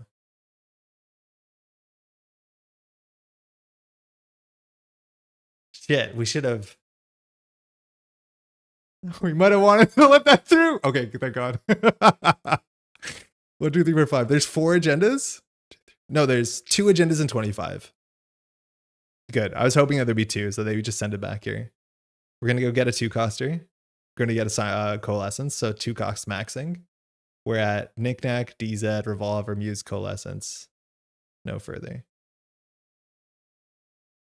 We're very favored here. Yeah, it's very likely. I think we're favored here. You do see 1, 2, 3, only 5 cards. We're very likely to survive. You could simul chip again and do another like Muse coalescence to make it 6 cards. I don't know if the read is here you're losing, so you don't actually have to do this. But you could do like Muse Euler. That's not that good. Another Muse coalescence. Okay, so now you're at 6 cards for sure. I think the chances are still good. Yeah, we win. Okay, this was a sick top deck. This is like so important when you play in person, is when you have the winning agenda in the remote server, you have to understand, like, you have to like legitimately huge thing is think, okay, if they Hushuk, what do we pretend is in the remote server? And because if you like hem and haw about this, it tells them that the remote server is important. If we immediately ripped it, it would be like, oh, this is some garbage. But we thought about it. We shouldn't have thought about it. Yeah. Just top deck that last game, last turn. Thanks, you too. That was close for sure. Yeah, they found all 6, but they straight whiffed. But yeah, I was hoping if they Hushik, they have a second one, and they did. Otherwise, if they ran server 1, we're cooked. I think you get in the remote if you run it. Oh no, they can't because of MIC. You have to beat. No, Manny. Never think. Yeah, exactly. But no, for real. Like, I think you have to always have this idea like, okay, on my start of turn, if I top deck an agenda, what do I do with it? On start of turn, if I top deck a humanoid, and then whatever happens, you want to be able to like quickly use that and not have to sit there think. Because the longer you sit there think, and sometimes it's right to sit there think. Yeah, I might say if they do. Yeah, I forgot we have this ability. Yeah, I think if you just pop fermenter and run, you have it for sure. It's fly swatter. Yeah, cheap server. Yeah, server's actually really cheap because you pull an Euler, so fly swatter MIC gets pretty bad. Yeah, so they could have done it. He could have got in there, but yeah, good call out there, Alex. Thanks for the game though. Man, LE is fun. It's just fun. It's like a mixture of fundamentals, and then you still have like interesting, strong play lines. It's about like building a board state and thinking about the future and trying to judge your opponent's pressure. About judging their reach. Oh man, it's good Netrunner. Man, love this third stuff. Like PD's dead to me. LEO is what it's at. Why not? Are you sure? Are you sure you want to make a run? You sure you want to access? All right, you ready? World Championship is in about a week. On the 17th to the 19th, I'm saying pretty confidently, in Edinburgh. Hypergeometric said, why not hit a 43% there? Holy, why is the geometric so much worse for us than I think it is? Sorry, this is going to flashbang. Calculator. Why are our geometric math that bad? How many cards were in the deck? It was like 25? Number of successes, 2, sample size 6. 43%? Like my intuition is like 20%. Why is my intuition like so damn bad when it comes to this hypergeometric thing? Gotta throw out the random cards in hand. I always ask cards in hand, no matter what I'm playing. I think it's a really good thing to keep track of. Like my guess was saying 6 with 2 successes and 25 would have been like 25%. It's like nearly double that. That's wild. I'm very bad at this. There needs to be a shortcut. And I think, yeah, the shortcut is 6 to the power of the 2 divided by 25. So 36 over 25. No, does that make sense? Hypergeometric math is incredibly unintuitive. How do I make it intuitive? The last miss is a miss on 1 in 20, not 1 in 25. Does that help? I don't know what to do with that. How good would finality have been there? Worse. Strictly worse, Meteor. It's just less cards. Fewer cards, right? Like, all our opponents had to do is touch 1 card. So seeing 6 versus seeing 4 is just worse, right? Oh, but like, how much worse is the question? Okay, hold on. Obviously, you know it's worse. Significantly worse. 30% as opposed to like 42. Like, yeah, you'd care about 12% win rate. How good would finale been? My answer is worse. I am a clown, so sorry. So when you support this with words that are less academic, I'll probably always forget how to input and interpret this data. This is all you care about. So like the short or the long is how many cards, how many of the cards matter, how many cards we're seeing, and then this number you just put in 1. And then this will be the number of seeing 1 or more, right? Seeing 1, but 1 or more. That's all you care about, right? Because if they steal 2 agendas or see 2 agendas, in Hushik, you still only access 1 card, but you still win nonetheless, right? What's the shortcut here? Number of agenda times number of accesses over cards in deck. It gets really bad at extreme, but okay, normal situations. Number of agendas, so 2, times number of access, 6, so 12, over cards in deck, 12 out of 25. Yeah, that's pretty good actually, right? Yeah, 30% is still high. Yeah, it's higher than you think it was, right? Like we used to be playing a world where Maker's Eye was like a very regular thing. And Maker's Eye there wins a quarter of the times, which is not bad. That's all it is. Agendas times accesses over deck. Cold Lava, that's fantastic. But can you make up something like F equals MA that I'll remember? Right? Like we need to have like a catchy thing so we can like Newton's second law it. Or like Volta's current times amps or whatever. It's an easy one to use on NRDB. Done collegiate research studies. Math isn't real. No, it's real. It's useful. It's actually useful. You want to learn it. It's good. It's good. There's websites that do it for you too. It's good. Cards times agendas times cards you're going to see over deck. There has to be like a way to write this that actually makes sense. At small decks or large accesses will be terrible, but you'll know that then. Yeah, it's like I have a 600% win rate. Anyways, that's sick. That's really good. Nuvium's second law, never look at the card, it can't hurt you. Always be ripping. If you click more under card draw simulator, it'll bring it up. Oh yeah, this is on NetRunnerDB. I almost never use it. I almost always forget it's there, but there is like a more section. I think it's only under your decks that there's a section that can do some simulations.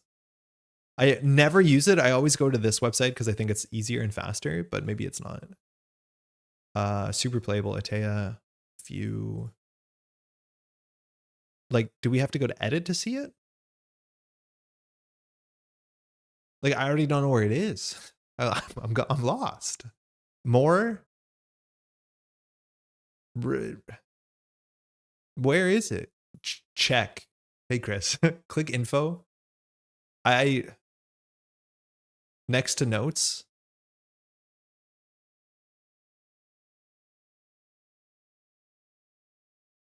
This? Oh. Yeah, right. I've seen this one before.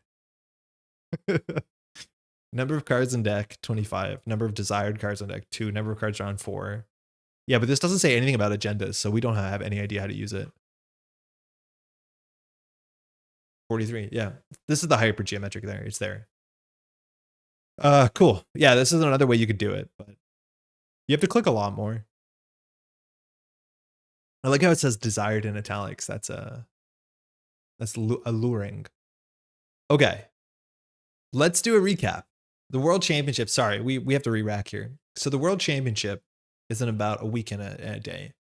The first thing I want to say, I will try my best to call this AUCO on stream instead of AUCO. I've learned it needs to be said AUCO. I'll figure it out. But I just want to go out of the way. If you win World with your AUCO deck, you can go ahead and just name your Decklist of the Week Scotch Egg. And it'll be so cool and funny, and we'll all high five. It's the perfect name. So when you submit your deck list, just call it Scotch Egg. Please, for me, for you. We've figured it out. I don't think I've ever had one of these. I don't think you can get them here. kind of looks like a potato. I'm not sure what it's made of. What is this made out of? I personally think ADT is too important to not play 8 agendas in Leo. I like ADT a lot, but I do also enjoy playing 7 agendas. Jai was saying, my issue with LEO is that the games where agendas clump at the bottom are intensely miserable for both sides, which is a problem for a min agenda scoring deck. I think there's a chance that you can go out of your way to play a digital rights management. If you're also like getting burned out by like burner and it's eating your seamlesses, like having a shuffle effect is good. But I think there's a chance that you can spend 1 influence on a DRM. What's really funny is that you are allowed to DRM off of a humanoid, and it's probably hella sick, right? Imagine that you do a DRM, you do 3 installs, one of them being an agenda. That sounds not bad. Isn't that kind of cool? Vegan Scotch egg if it's a scoring deck. There you go. They're freaking delicious, and I don't know how you make them vegan. Wait, what part of it is not okay besides the egg? Okay, besides the egg, is it vegan? Besides the egg. Hey, Ren, I've precisely wanted at a Renaissance festival. I don't know what it is. It's a softish boiled egg wrapped in beef. Oh, it's a beef thing? Wait, what? A Scotch egg is made out of beef? Ew. I thought, what the heck is this? I don't know what this is I don't like this anymore. It's beef-based egg. What are we doing? Deep fry the sausage covered eggs. Okay, no, this is horrendous. This is gross. Why are you covering an egg in a sausage layer? Like, is this the equivalent of beef Wellington and egg? No, this is awful. I thought this was just like a Parmesan cheese bite. I thought like a mozzarella bite. I thought they just breaded this, but no, they've covered it in beef. That's really funny. Oh, it's awful. It's a periodic element. There aren't acronyms for pronounceable, so it is an AUCO or whatever you feel like calling it. It's technically no, but they did it. Kolava, they have a pronunciation guide. Guide elevation. The powers that be have called it AUCO. They've actually said it's not OW, it's AUCO, and now I have to do this way. As you would say, letters A and U. Like, we got the source on it. Sorry, I gotta go back to egg talk. If anyone around in Edinburgh, either the weekend before or after, had the Stockbridge Lathe Grassmarket Market, there's an excellent stall with them. Oh, very cool. The stuff around the egg is meat. It's sausage. Andre discovers food. It's sausage. It's just a really good dip them in hot sauce. I'm a vegetarian for like context, so you're not gonna sell me on this egg. I have had multiple times though in Edinburgh vegan haggis, and it was really quite good. If you ping me, I'll let you know the cool vegan haggis place I've been in the old town. It was like very quite nice. They do a whole vegan everything. 10 out of 10. I'm gonna try and go there again. Andre, you need a local Scots to find you don't good Scotch eggs. Michael, how's it going? I'm gonna see you this weekend or next weekend, right? Make it breakfast sausage and let me dip it in white gravy. I don't even know what that means. I mean, people eat eggs and sausage for breakfast. It's more efficient. It's so inefficient, Kato. It's incredibly inefficient. How's it going? Usually pork, I thought. Sausage meat, though. That was released recently? No, this was released on like day 2. Like, sorry, I'm not... You and I were both as ignorant as we could have been a week ago. But no, this was released immediately. We should just go over this really quickly. Rio, that's not going to matter. Topon, that's not going to matter. Omash, not going to matter. Hantu. Okay, let's talk about the ones that are going to matter on comms. MuslihaT, fantastic. Oh boy. Okay. Kiano Chemutai. I'll have to do a little IPA guide on that one. That one's good. Madani, cool. Azimat, that one's fun. Boomy, we know that one. Mersha, good. Ayuko, ugh. Futswan Bautisita, shout out to Eric. Samasamon, I've been saying that correctly. Mitra Aman, great. Gummilang. Bangoon, love it. That's mostly it, right? It's pretty cool though. Watching on mute, but it's pronounced Oko. Hey, you know how's it going? Vegan haggis is so much better. I don't know if it's better because I've never had like non-vegan haggis. But the vegan haggis was like worth eating. It was good. It was quite nice. The breakfast was good. Hey, Z-Bag Scotch egg should be the HB breakfast of choice. So efficient. It's so absurdly inefficient. It's like a beef Wellington. It's why are you doing this like absolutely cursed like ceremony? There's easier ways to eat food. I would say the place near me that did these made bad or so crispy it would cut the roof of my mouth into shreds. Ow, that sounds bad. That is the real Ayuko. Kaino, Chemutai. Wait, where are we at? This is K. Yeah, this is so hard to do through text. I have to know if I've been offending my Komodo dragons. It's not about offending. It's just like, you look silly. It's not offensive to say the name wrong, right? I just want to be very clear. It's just more so like, you could do better, right? Like, look, this is all I'm saying. And this has come up before. People who don't want to say the word and don't want to try, I'm not going to stop you. But like at the end of the day, if they made a Slovenian card and then people were like, F it, I'm not going to figure out how to say the Slovenian word, I'd be hurt. So we're going to try and give it a shot. We can all say words, probably. If you can't, okay, then you're excused. Okay, let's talk about worlds meta. We're going to go through some identities. We'll start there. So we'll just start at identity level and we'll go down from there. We've seen some stats. We have an idea what's going on. I'm not leaking any secret tech or anything.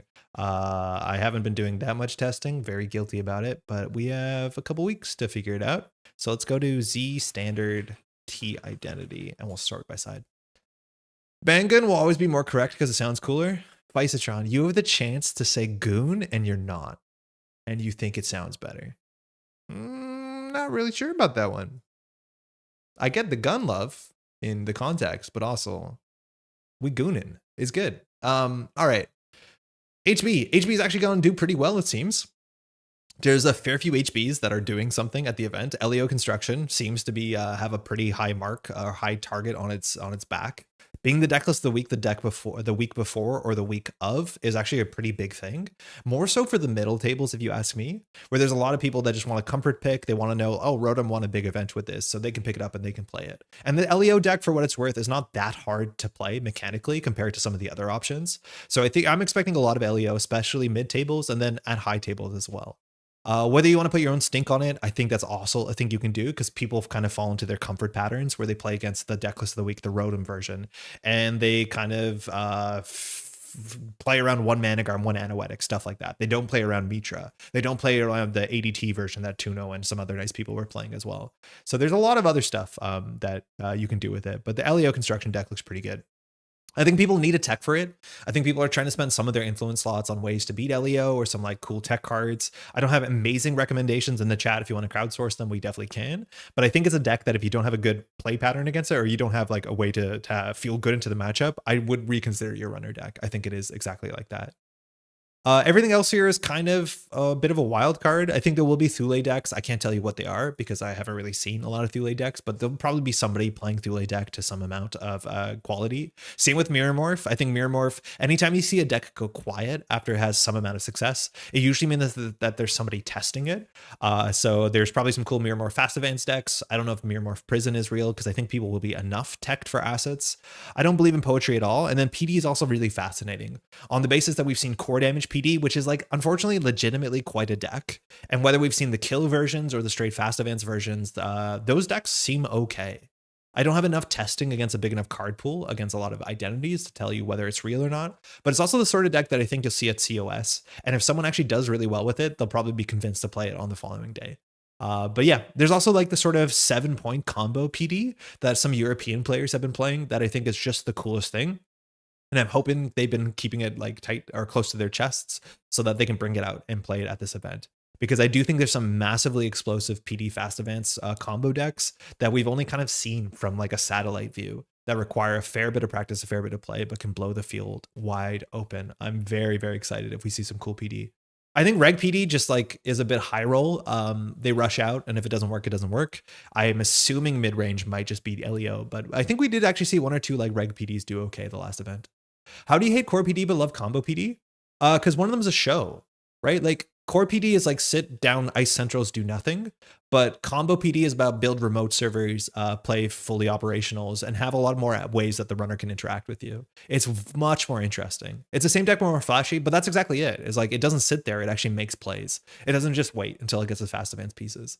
Like it's not gonna play what is that card, soccer hangout card, and then just like play YDL again. Like it does play Netrunner. It doesn't just sit there. It's actually way cool, and it has so much more player expression, which like you don't need player expression to win the game, but it's cool to watch it for sure.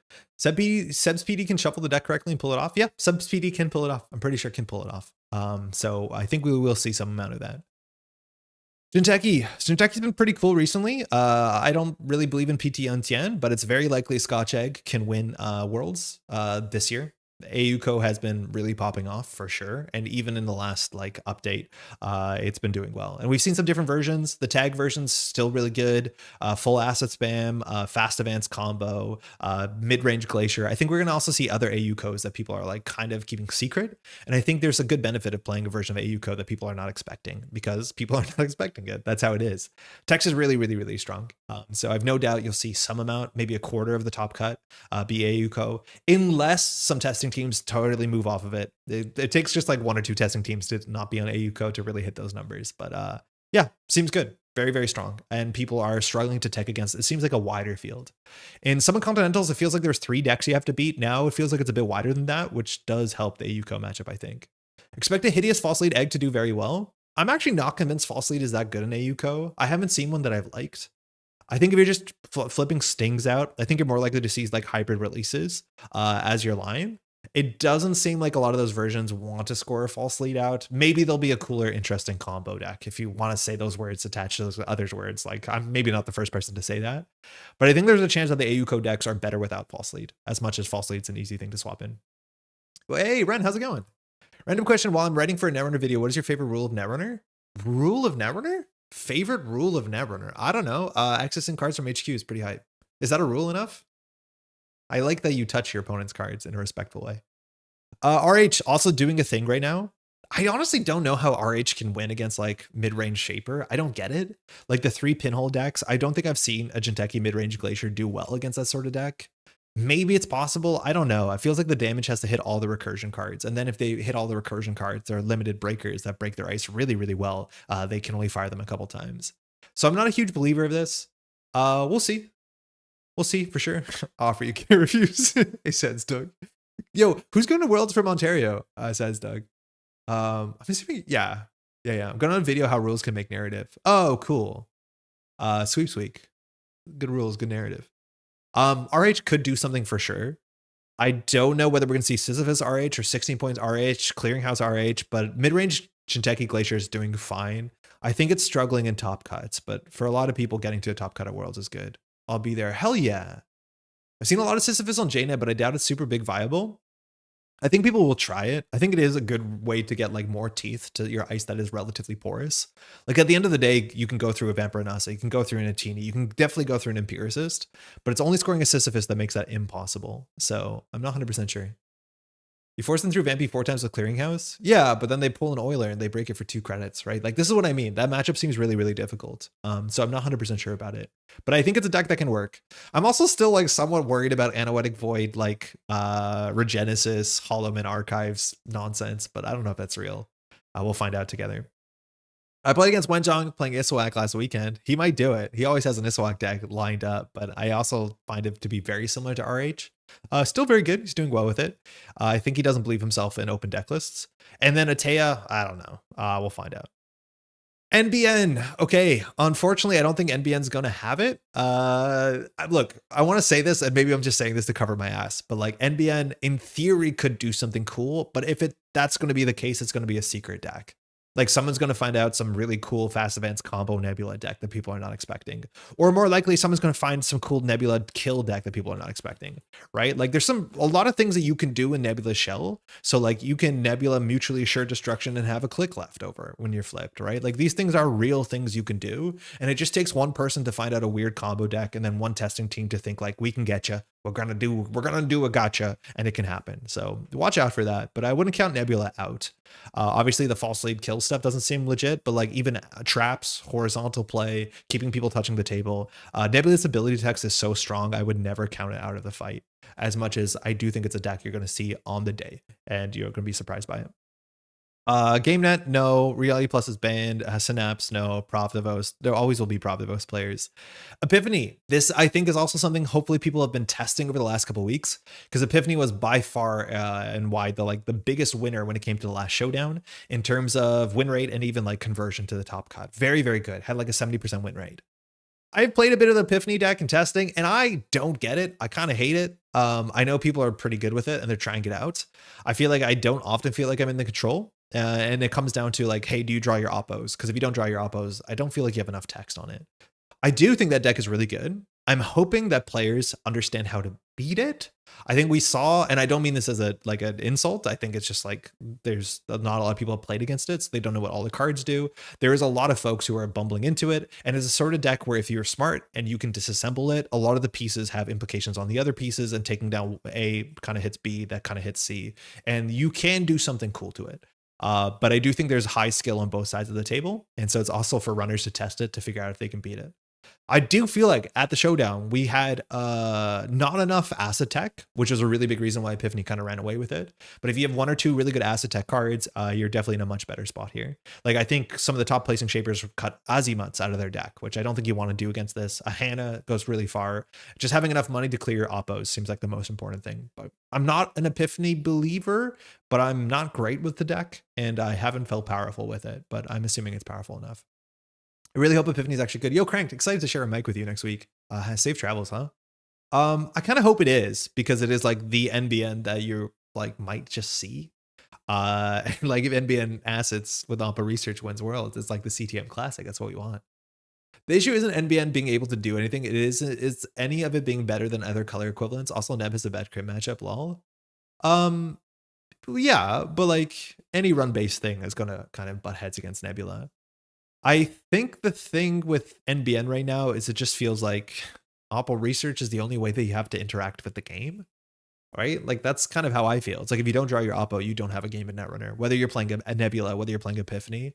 That doesn't feel great to me. I don't know what to do with that. Like if so much of your power budget is attached to tags, that's the only way in the format that you really play that gives tags in a meaningful way. I don't think you can play Public Trail into single tag punishment, but I don't know. You beat Epiphany by being Hoshiko, installing 4 Rezekis. That does help. It does help for sure. Having money is good. After losing to Epiphany like 4 times, I built a Demolish Lu deck, then proceeded to get 3 Hyper Glaciers in a row. But that's how it goes. You got to pick your fights. That is exactly how it goes. Hey, we played Iceless 3 times in a row after the deck list of the week was Baz. So what can you do about it? Sometimes it do be like that. Wayland. Wayland's interesting because the share of Wayland has kind of really diminished. Wayland is one of the clear front runners, and it's also one of the big question marks, kind of like NBN, where Wayland is like one mystery deck away from doing something very, very cool at Worlds, and it's up to us to find out whether that exists or not. Nobody's been playing Zwicky. I'm not 100% sure why. I think Zwicky is way better than the amount of play it sees, which is 0, and obviously it's better than 0. So kind of shouting for Zwicky, but it doesn't seem like it's the first order optimal thing you can do. It's definitely no Titan Transnational. And Nuvang also really fell off. I think there's a chance that Nuvem's a bit better now. People are playing less like damage tech, which does help you if you're playing any sort of mutual assured, what's it called? Measured response, which you definitely are. So that kind of helps a bit.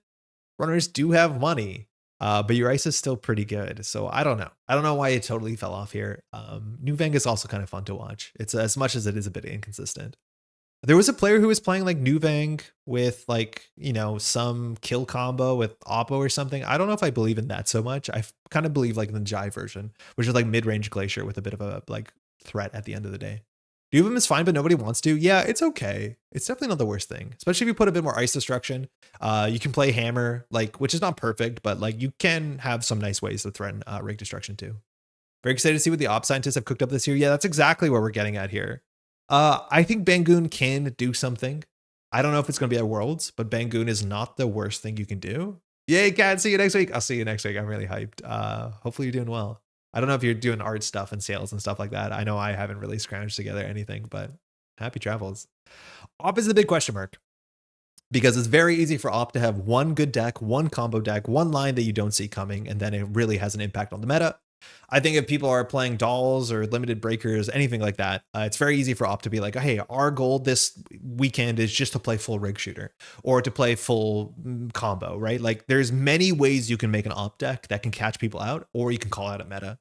Is just like Rush Op with humanoids good enough still? Honestly, I don't know. Maybe it was one of the decks that was like noticeably absent from the last big tournament, the Showdown, which makes me think that people have something that they're testing, but they don't want to test it publicly. So that always gives me pause. But it's really hard to count Op out. And there's like so many cool interactions of like this 3 into this 2 into this 1 that you could definitely see it for sure. Mad Combo Op is gross. Yeah, we played against it once on stream, and like it's really easy to just tech into it pretty hard, admittedly. But it is a very, very strong deck. And hey, if what is the name of that one player from France, I want to say, who's very good, who plays like mad combo op in every tournament and does like top 16. Very, very good player. BTL. Maybe. Meteor, I don't know what you want to say for yourself. Maybe. Ryan Bantwins, that's it. Yeah, Ryan Bantwins showing up, top 16. If Ryan Bantwins is playing, like I can count on it. Yeah, I don't know, Earth Station or whatever. BTL, I'm not 100% sure about. Like maybe Sokka just tries it again, but I don't know if it's the meta for it. I feel like BTL without having that sort of like bio vault ability is just not a great spot unless you can find out something really tricky. BTL's cooler Nuvang. That's it really all. I wouldn't say that BTL's cooler anything, let alone cooler Nuvang. But yeah, I think the decks that Nuvang or BTL play are probably very similar. Very, very, very similar. Ampere top 16, let's go. I mean, I don't even know if Ampere will hit top half. Maybe. I don't even know how many people will play Ampere. I hope people do. Like there's 400 plus people at Worlds. Like someone's got to play Ampere. Like again, if you're watching this and you're talking about World Championship, again, I'm talking about like top tables, like who's going to win Worlds. But at the end of the day, there's like 420 players. The majority of people who come to Worlds have no aspirations to win the thing. It's basically Netrunner convention. So if you want to hang out and spend a whole weekend and spend like your 11 rounds of Netrunner playing Ampere and Nova, you can and you should do it.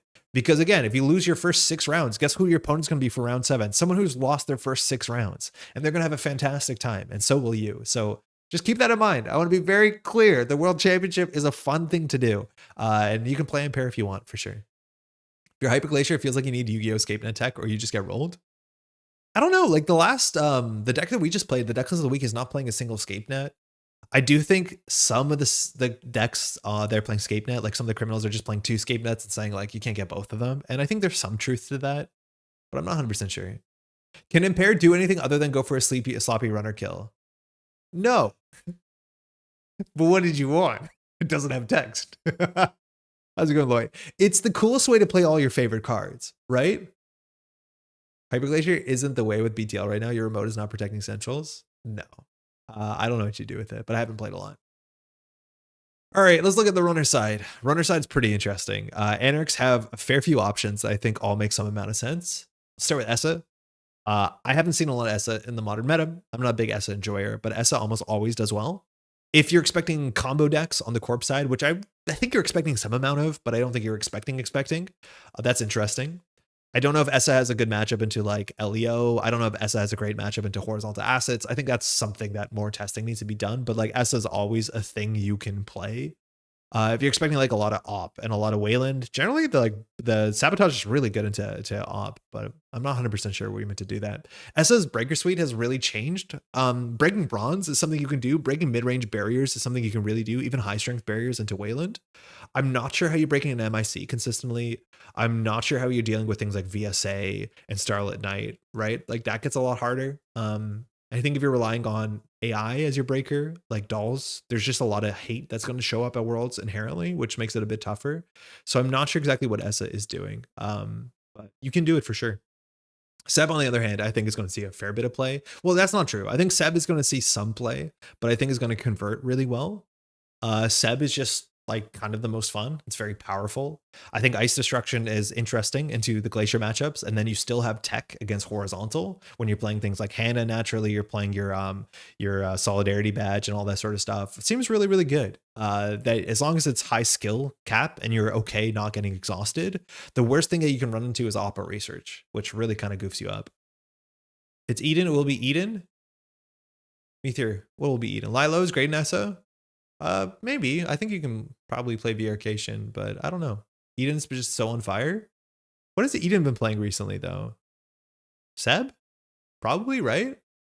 Yeah, the Seb matchup into like NBN is like weirder than you think. Like the Seb matchup specifically into what's it called? Into Epiphany is like kind of really strange. But there's really good Seb players out there. Mostly in Europe and the EU, UK. We'll say that's Europe, right? There's some really good Seb players out there. And I do think that all parts of the Seb kit land really well as long as you run really well. I think you have a liquidity issue. I think that's one of the big problems. Like if you don't get to the mid game very quickly, you have a problem clearing tags with the Oppo. You just don't have that much money.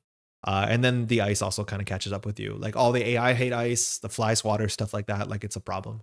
Eden's been playing Seb and Tag Ayuko since the start of Elevation pretty much. I really like Eden's Ayuko deck. Time for Topan to shine. Let's go. Yeah. Otherwise, like the other two Annex of Shadow is Lu. Lu's done nothing in the meta. I'm not 100% sure what Lu's going to do unless it's a hard call into assets. I just haven't seen enough Lu to get data points to know what the matchups look like, but it's not something I'm preparing for Worlds. Hoshiko on the other side, yeah, Hoshiko's always good. Whether it's Reg Hoshiko, whether it's Stalls Hoshiko, whether it's Transfer Hoshiko, Ice Destruction Hoshiko, Value Pilled Hoshiko, they're just always good, and they're still good. Like, I don't know what to tell you. Hoshiko is just still really good. If you're worried about assets and you want some tech into Glacier, you kind of got it all there. Seb's a cool deck, but man, it's tough to pilot well. Yes, and I love that. I really like that. Dan, how's it going, by the way? Like, I love watching high skill cap decks with flashy plays that good players can do really well with. It makes really good television, which for somebody on the commentary team, I like that a lot, right? Like, you know, Hoshiko's still good, but a lot of Hoshiko games look very similar. But Seb is more often finding himself in like hard positions to get out of that require some panache. And yeah, the crowd loves panache, let's be honest. On that note, I forgot to pre-order the shirts that they were selling. Hopefully they'll have some for sale, but they have the like this the Seb, Seb, Mercury, and Ari shirts. I forgot to pre-order them. Apparently you can't do that anymore. Unless you can. Let me know if you can. I don't think you can. Criminal's going good. This is the coolest thing. I forgot to pre-order shirts too. Yeah, me too. It was on the list of things to do. I know I forgot something. I'm assuming they'll have some for sale there, but I don't feel good about it. I'll just try and grab one shirt if we can get him. Playing against Seb is so much fun and so damn stressful when you jam behind ice and hope they don't triple crew. Yeah. Ice Archives, by the way, y'all. Ice Archives for real. There's no Banhar. It's a bit harder. This is the coolest thing about this meta is like, I couldn't tell you what faction you should or shouldn't play out of the runner side, right? Like, I think you should play whatever faction that you're most comfortable with. I don't think there's a faction that's like the dog. Honestly, I think Shaper's the strongest faction. I think it's the hardest one to play though. And that actually does really matter. If you ask me, I honestly think Shaper's the strongest faction right now. But Anarch and Criminal will probably see more play. Just because it's a lot easier to play. I don't know if the matchup spread is as flat. It feels like the matchup spread is relatively flat against most generalist Anarchs or Criminals. But yeah, this is what's the coolest thing is like we could see a 1/3, 1/3 meta. And I'd be pretty happy with that. Not that you always need to land there. I don't think there's wrong choices really. Besides, I wouldn't recommend playing Topan, I don't think. For Criminal, you got some options for sure. You have the Good Stuff Reg package, and that's probably Sable, as you know and love, or MuslihaT, which apparently is still the winningest Criminal, and I don't honestly know why. And I've only played like a handful of MuslihaT games in my life, and I refuse to play more. It's a bad look. I probably should fix that. But yeah, either of them can do well. I can't tell what the logic should be if you're playing Sable or MuslihaT, which ends up better playing against Glacier, which ends up better being against assets. I don't know. There's a lot of overlap in the decks. I'm assuming MuslihaT doesn't play as much twinning and plays a bit more like finality and like jailbreaks, maybe. I don't know. You're probably more likely to get reprised, which matters in certain matchups more than others. Can you run as easily? No, but is your value attached to running? Not necessarily. Like you still get free card draw and that's good. So I have no idea what's doing better for you. I don't expect anything from Az or Zaya or Baz, especially Tag Me Zaya gets a bit harder when like tag punishment is a thing that NBN cares about. And then I would never count Mercury out. I think just sending centrals, as much as like Mercury's matchup to LEO is kind of ass with 7 points, 7 agendas and the ability to end the run out of nowhere. I think that's the only reason I would not recommend Mercury. And I usually recommend Mercury for anyone's tournament because it can just win games without having to like stress too much about the game in general. But it seems like a pretty bad Mercury meta. So I just find Dirt Eater's real. I honestly, like, I'd be excited if Dirt Eater does anything.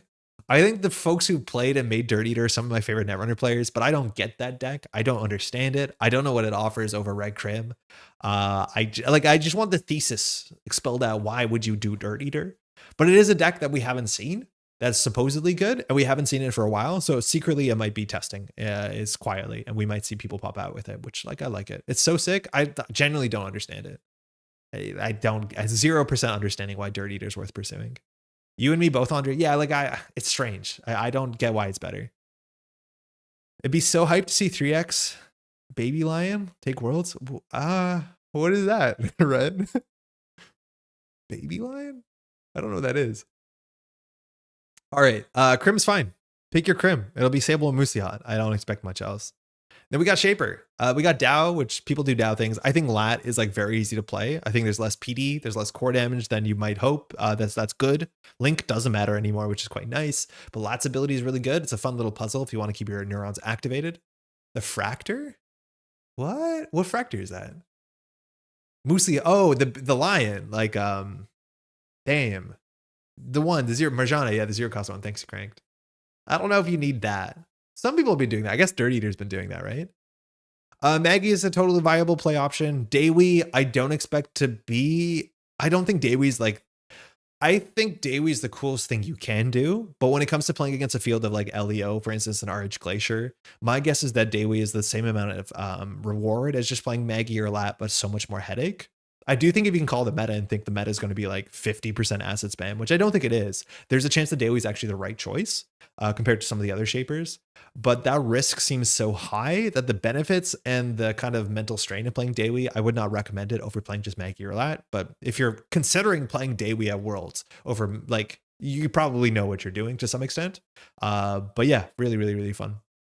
Arsonic can easily do something. I don't know what it is, but Arsonic can do something, and Padma's not a real thing. We need Laura, but she isn't coming. No, unfortunately not. But I wonder if she would have played it. Maybe she would have.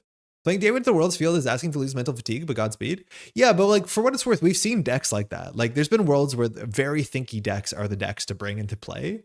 And there's a benefit to a thinky deck. Your opponent doesn't know what you're capable of because sometimes you don't. But yeah, it is a lot of fatigue. It's going to be a lot of rounds. We have now multiple breaks because there's even a supper break. And I think that actually does throw your kind of mental game off, going out for dinner and coming back. So yeah, just keep it in mind. But like Arson is tricky. People played that. Arguably not as tricky, but maybe not up to me. That is the world recap of what I think you should know. The answer is most things, honestly. Like maybe that's not that deep. Like I just talked about the IDs that you don't see and say you didn't see them. But that is my expectation. And I'd be very shocked if things are wildly different than that. I think the card pool is relatively small, so it's kind of easy to play these games. And it's mostly like everything just about that is tier 1, tier 1.5 is playable. And then it's going to be like the tier 2 thing will show up if someone comes up with a cool angle, right? Like there can be a busted mirror morph deck if somebody figures something out, but that's kind of it. I'm bringing Ari. I'm going to be brain dead at the end of the day. Yeah. Well, yeah, you also, the pattern recognition gets better. Play Nova, it's sick. You can't play Catalyst, don't try. Not legal deck. Okay, Scotch Egg is gross. What are we playing? Nobody's posting lists anymore because everyone's doing private testing, which like, yeah, I get it. But we should probably play something. I'm assuming we want to play a runner. What is like an archetype that we can try to kind of get some games in that we expect to see at Worlds that we haven't played? I should play a good MuslihaT because I have not played a competitive MuslihaT in forever. Just bring a simple deck for the other side. That's usually what I did. I played like Wayland Modernism, and then the other side was like a bit more thinky. This was probably good. This survives ban lists. Oh, actually, no, out of respect, I'll play Jonas's. Okay, Nuka. Oh, we are in twinning. Okay, so I'm super wrong about that. That's good to know. 2 Mystics. Makes sense. We have a lot of run events, some icebreakers. We're on dolls. We have Marjana Carmen. Oh, that's actually probably its own topic, is like what to think about dolls. And I do think it's kind of cursed that Worlds might be impacted by having a neutral AI breaker, which is we never been in a meta where neutral AI breaker is a thing that you have to care about. Dolls they have downsides. And I think the corporation decks are realizing the downsides. And I don't mean so much by like hard teching into them. And I think the good decks right now in the meta are the decks that can soft tech into the dolls. Like they're naturally playing Hagen. VSA, mind you, is one of the biggest reasons why I think, well, it is one of the big reasons why, what's it called? It's overperforming. Epiphany overperformed, I would say, the last major tournament. So I do think a lot of people will still be on dolls. I can't tell whether dolls is the thing you should be doing in run-based criminal. I think it's maybe simpler, but there are some legitimate downsides for sure. Screw meta, play hat and knife. How's it going, number 3? Dolls are a very fair card that easily counter, but it doesn't mean it's good for the game. I'm not really concerned about good for the game so much like as, I don't know. Maybe like rig shooter's good enough. Dolls are the Wayland killer. Hammer does not save you. Yeah, I could see that. I think Havron Stavka is like pretty mean if you're worried about that. SDS is pretty mean in the matchup. If you can score it, obviously, that's like kind of game winning. But yeah, like LEO has natural built-in protection. VSA is a problem. You have to find a decoder. And a lot of the decks are not playing decoders. They're playing killers. And like, you see, like we have a VSA problem, a huge VSA problem. I remember getting murdered by a MuslihaT Jejinho deck after Elevation dropped. Yeah, I don't know if we've ever played that. It's a weird thing to do. I don't totally get why you do the MuslihaT. Look for a deck named Yandere. Why? What is that? I like 3-pinhole a lot right now. I'm a big 3-pinhole enjoyer. I love the art on dolls. It's really good. It's great art. Who does this actually? Ed. Yeah, of course. Ed doesn't miss. I like Ed's art a lot. I'm going to have to pop out probably in a second to give Nana her antibiotics. Nana is a cat, not like a grandma. Dolls have felt so bad. I think every deck I played against has imported a hammer and a samak. Yep. Well, I don't even know if I would say imported, like just naturally playing maybe. But Sama is showing up more than Tattoo Bull on a lot of the AU code decks right now. The 6 different flavor text for dolls are amazing too. Yeah, they're really good. All right, let's see how often we draw. NFL kind of mandatory for the meta? Or just in general? It's cool. I think this is, well, no, that's not exactly true. But this is one of the most relevant 6 per deck cards we've ever seen. There's a couple other ones that were relevant, but this is like incredibly relevant. Funniest when your dolls get stopped by Afra, no Stavka. Oh yeah, that's fun too, I guess. Yeah, you can just res that. And Marjana it, I guess. So, okay, on the runner side, what do you have to be able to beat? You have to be able to break 4 strength code gates consistently. I think you have to break whatever the code gate, the new code gate from HB is called. I can't think of the name right now. You have to break MIC. Vampire Nasa is a thing, I guess. Wayland doesn't have code gates, right?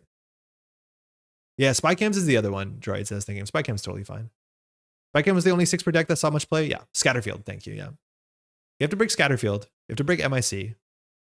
Wayland doesn't have code gates. They're not real. Jinteki has Vampy and maybe a Teeny. NBN has VSA. So the code gates are like 2 and 4. Oh yeah, From the Ashes. You're right. Cold Lava. From the Ashes was relevant. Not a lot of decks I don't think ran full 6. But that's probably it. Endpot. I haven't seen an Endpot in months.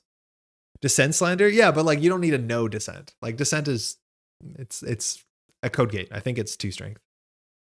Yeah, Out of the Ashes did see play. Some decks ran probably 4 or 5. I don't know if a lot of decks ran 6. Maybe they did. Funhouse relevant. I haven't seen a Funhouse in a long time. Hey, Pouch Surfer. But it could come back. I think it's really good with B. I think B1001 is relevant. Thule. Okay. Hey. How's it going? The Sen is worse than neutral code gates. No, it has text. But like I'd rather play around Afshar, I think. Doing well. Trying out some Musli. Okay, so we don't know what Thule this is. Pouch Surfer is probably not full assets. Well, I don't think Pouch Surfer is on full combo kill. This hand's hilarious. I don't like this hand. Thanks, you too.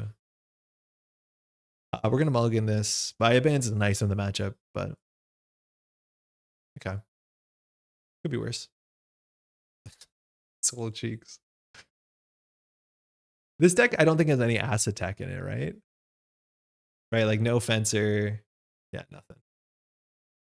Okay, that's a fine start for us. Hedge fund. Was this a mull? Pouch capped. Okay. So will we draw pinhole? I mean, why not? So if we bravado straight up, we can take core damage turn 1. I think we don't want to do that. Hermes, Nuka. So we could do Nuka, use Nuka. If we draw Sure Gamble, we're miserable. Hermes we don't really need right now. NFL is great. We probably don't crack it as long as we can in case this is a distributed tracing deck. Send it. Okay. Oh wait, we're Thule. We need 2 credits. There's nothing to bounce if they res the ice anyways. Oh my god, I thought we were playing pinhole there. Yeah, okay. Well, let's take core damage on turn 1. This is for you. Yeah, no Debbie either. Interesting. Debbie's good assets. Oh, Scatterfield. Okay, that's good. So this can be anything. So I think we're just going to run it. If it's a Tranquility, we'll trash it. We'll install NFL. Go from there.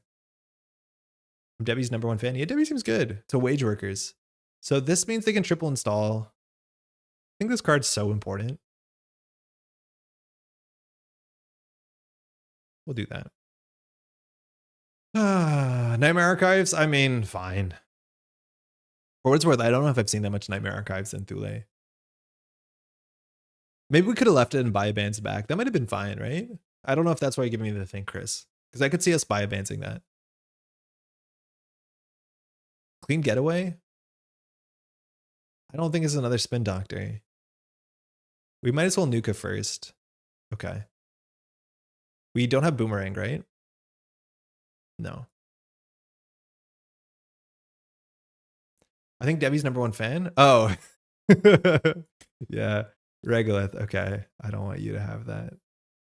I don't want to install Class Act here. I think we'll crack the no NFL for money.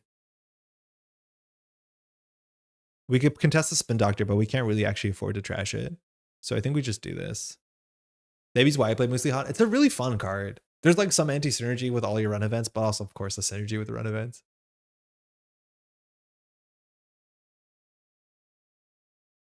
I think we have the full band set, right? Yeah, we have all the bands. With Chesva also, like, we generally try to ban centrals if we can, unless we find a 4-cost trashable. I can't make a heads or tails of what Pouch's deck is here. They do know we've been trying to run stuff, and like this seems like a desperation play. I mean, do we Biobands this? Probably, right? It costs us 1 credit. We can install a Class Act for 3. We've drawn every turn, which feels nice. And then we just click for credits. So what's the math here? We go down to 2. We have to NFL or click for credits. We'll just click for credits.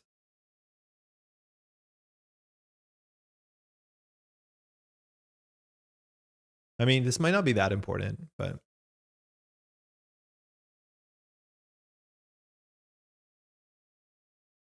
Was this good?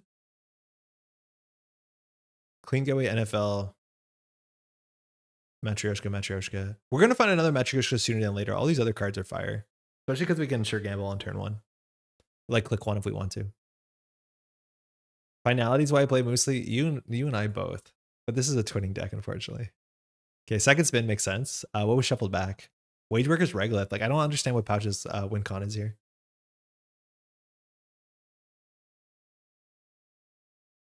That means that he might be flooded. I don't want to check archives if we can avoid it because of Nightmare Archives. Okay, we don't have to do anything this turn. Unfortunately, it's harder to clean Getaway. Can we like just chill and not draw more cards?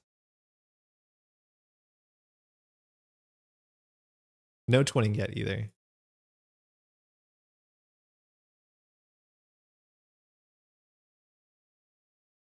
Go.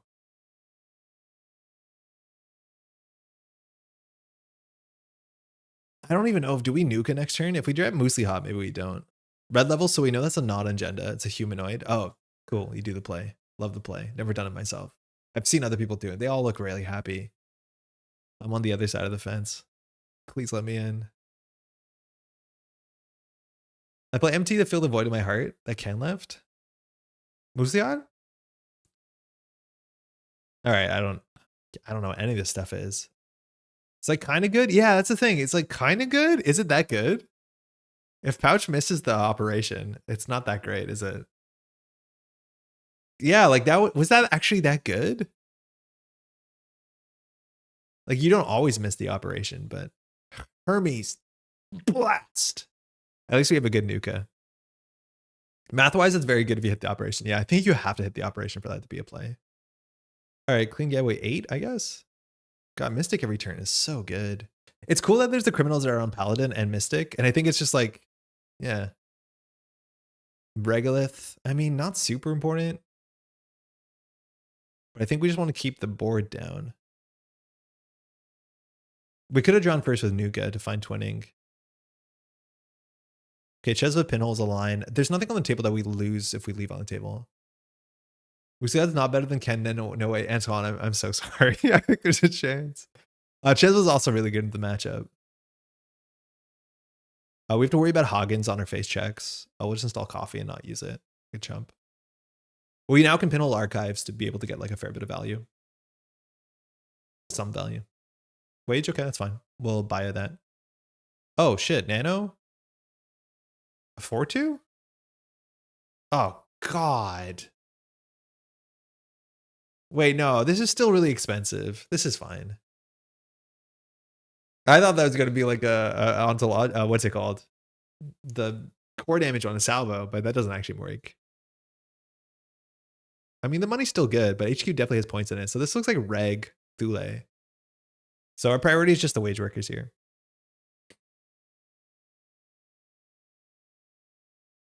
Do we convince Mr. Grid to get a Mohawk yet? I'll be honest, I like understand the Mohawk. Oh, that's scary. That means they're on Oppo. I understand the Mohawk to be like a thing from the First Nations people. And so I don't love that idea of that haircut, because it seems like cultural appropriation. I am understanding like punk subculture is a thing, but around here, there's people whose land we're on. That's their haircut. Feels kind of like I'm stunting on them if I have it. You know what I mean? All right, we can draw Sure Gamble. A reprise. All right, so we'll deal with the wage workers. We don't have an install in this, which sucks. So maybe we should draw 2. Transfer Baya? Yeah, we could transfer, I guess.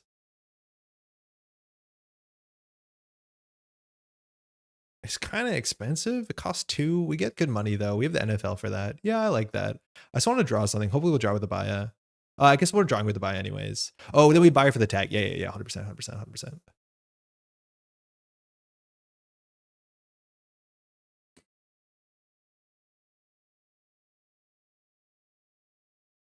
Okay, so we have to keep the board down. Good to know. That's why money matters. Anytime that you see a deck that's just like emptying Regoliths out of like any sort of what makes sense. It's yeah, and that also makes sense considering they played nano management like that. Yeah, sure. Yeah, okay. Okay. All right. We will remove the tag, pay 4. Yeah, setting buy up of the tag. That's like the only cool way to clear a tag in the format. I think we just run down the Spin Doctor so there's less things to trash. I don't think server 10 is going to cost us the game. We probably could have done the Spin Doctor before the wage workers, let's be honest, but they probably have to bring back the nano management. Yeah, and Mindscaping, yeah, so no punish. Reprise is actually good because it means they'll have less stuff on the table, but it's very likely that they're playing false lead and it's as many small, like otherwise big agendas. Okay, 3rd spin. That's the last spin. So that's good. This is either going to be we blow up or a non-game.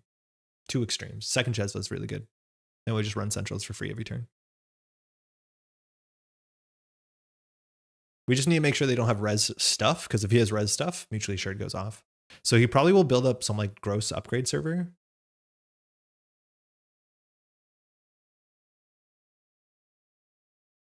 Yeah. Oh, that's a really nice interaction. Yeah, tempo's been good. We've missed 2 draws, which felt unlucky. This isn't a draw, so it doesn't need class act. It's a add to hand, so we can draw here. Cool. I mean, do we run HQ if we get the mark? Run archives? No. Let's run archives and see if Pouch Surfer uses the Spin Doctor. I intend to jack out. And you can't jack out.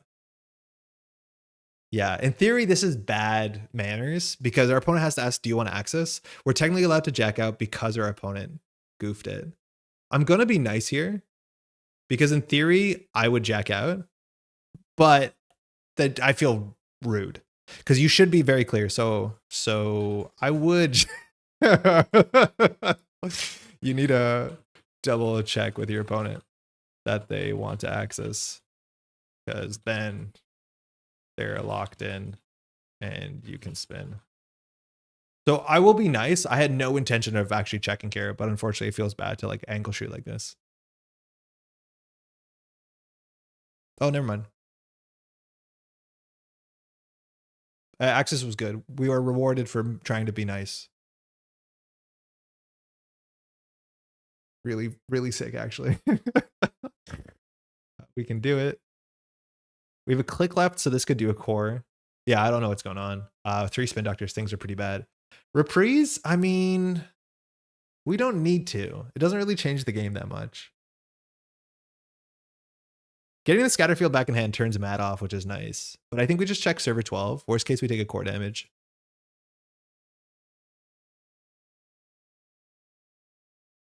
Okay, we take a core damage.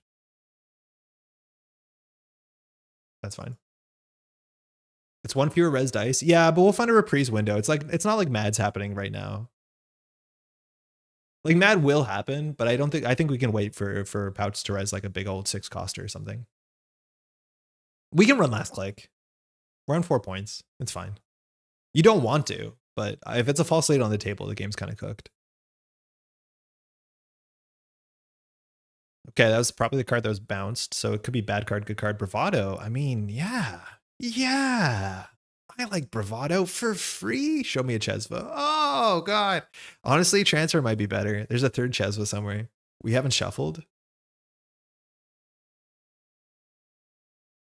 Oh, I can't tell what's better. Chris, help.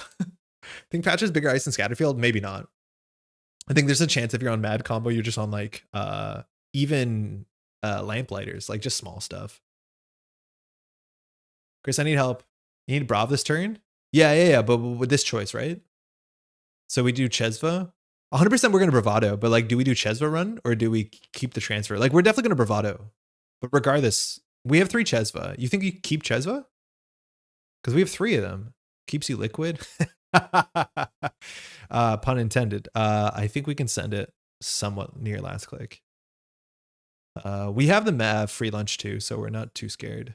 Empty transfer? Yeah, the money might matter. We've gone through some Regulus, 2 hedge funds. Like maybe the money's actually really hard, but this is now a free break, which is nice. But now we're running HQ for free at return. I think we're going to find a Chesva in the next draw, but I guess the same will be for transfer. Yeah, okay. This is really good to have the NFL because we're on distributed. Will I take a core damage? That threat for a Blade of Res? Yeah, that's fine. That's totally fine. So we have good money for Public Trail. We could check server 13. Maybe it's 2 agendas. Maybe we take a core damage. We'll find out. Is Math Thule a thing? No, I don't know. Expect measured. Now we have 16 credits and I know free lunch will be fine. I guess if we take a core damage here, we don't. Okay, Bass, we can trash. Yeah, I guess like Pouch could double measured us and then we have to pay 8, lose our hand. Not that bad of a hand. Do you have to worry about this at Worlds? Maybe. I don't know. For what it's worth, Pouch is in a very a region of North America where there's a lot of Thule love. So you're going to see like very much Thule representation. Finding Chesva earlier makes it worth more money. Finding transfer earlier later makes you the same money. Yeah, that's true. Wait, MuslihaT's kind of sick. Wait, I'm kind of getting this. This actually feels really smooth. I don't think we're going to need Carmen. Man, a twinning by now would have been pretty good. I just don't see what ice this could be. Like maybe we should run now because there's a chance it's a Jaguar. Combos 4+4+3+4. Need like 4 res things. Yeah. I'm worried about running this just so it's res. Like maybe this is just at this point a Hendrick.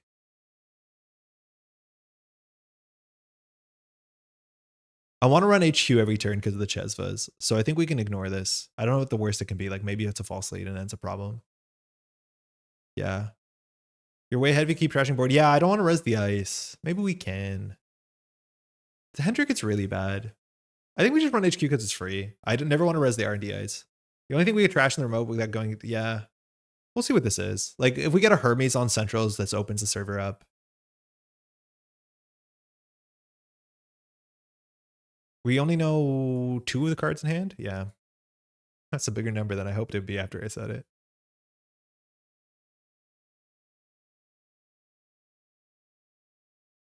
Let's see what happens. Pinhole? Oh yeah, Pinhole is actually pretty good. Yeah, Pinhole is really, really good there. Gets to use our coffee if we don't run HQ, because we know half of HQ. Yeah, he has a lot of work to do, for sure. If this is like maybe the best case for Pouch is this is another humanoid. Oh, that's fine. Getting an Oppo? Getting the end of the line, one of? We don't have Cup in this deck, I don't think. End of the line, that's fine. Are we on how many no free lunch? 3. Snare Bear special. Let's go. Okay, so this thing seems pretty good. Once we're on 3 hand sides, that's a problem because every end of line kills us. But now like it's a whole bunch of things to make it set up. So we just want to make sure we don't die to that. New server is really strange. Twinning. Okay. We can check it. We can spend our whole turn if it's a Hendrik. Maybe this is an ablative setup. I don't know. Tithe. Yeah, this is what we're expecting. So now we're just resing ice, which is not good. Every NFL makes the combo 1 card harder. Yeah. Oh, sorry. Oops.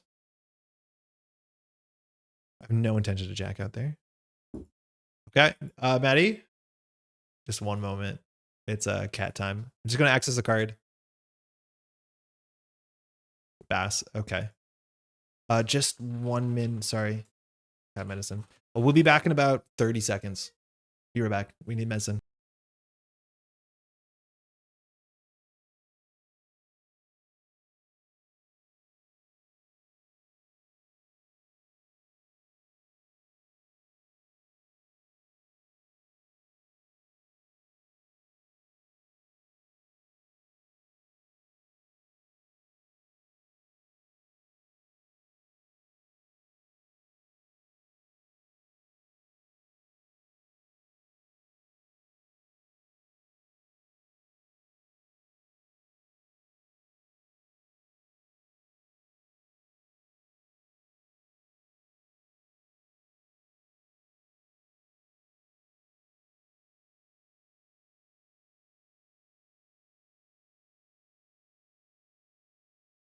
Okay, that went okay. That's nailed it. Thank you. Thanks for your patience. All right. Nana had some of it. She didn't get all of it. We can run HQ here for free. We can draw to get our twinning down, then run. So we do draw, install twinning, then we take a core, which is bad. So I think we just run HQ. Then we draw, then we install. Yeah, that's fine. Yeah, she has a couple more weeks of taking her medication. She really hates it. It's the worst part of the day. And she sees it coming too. She starts hiding. Okay, good game.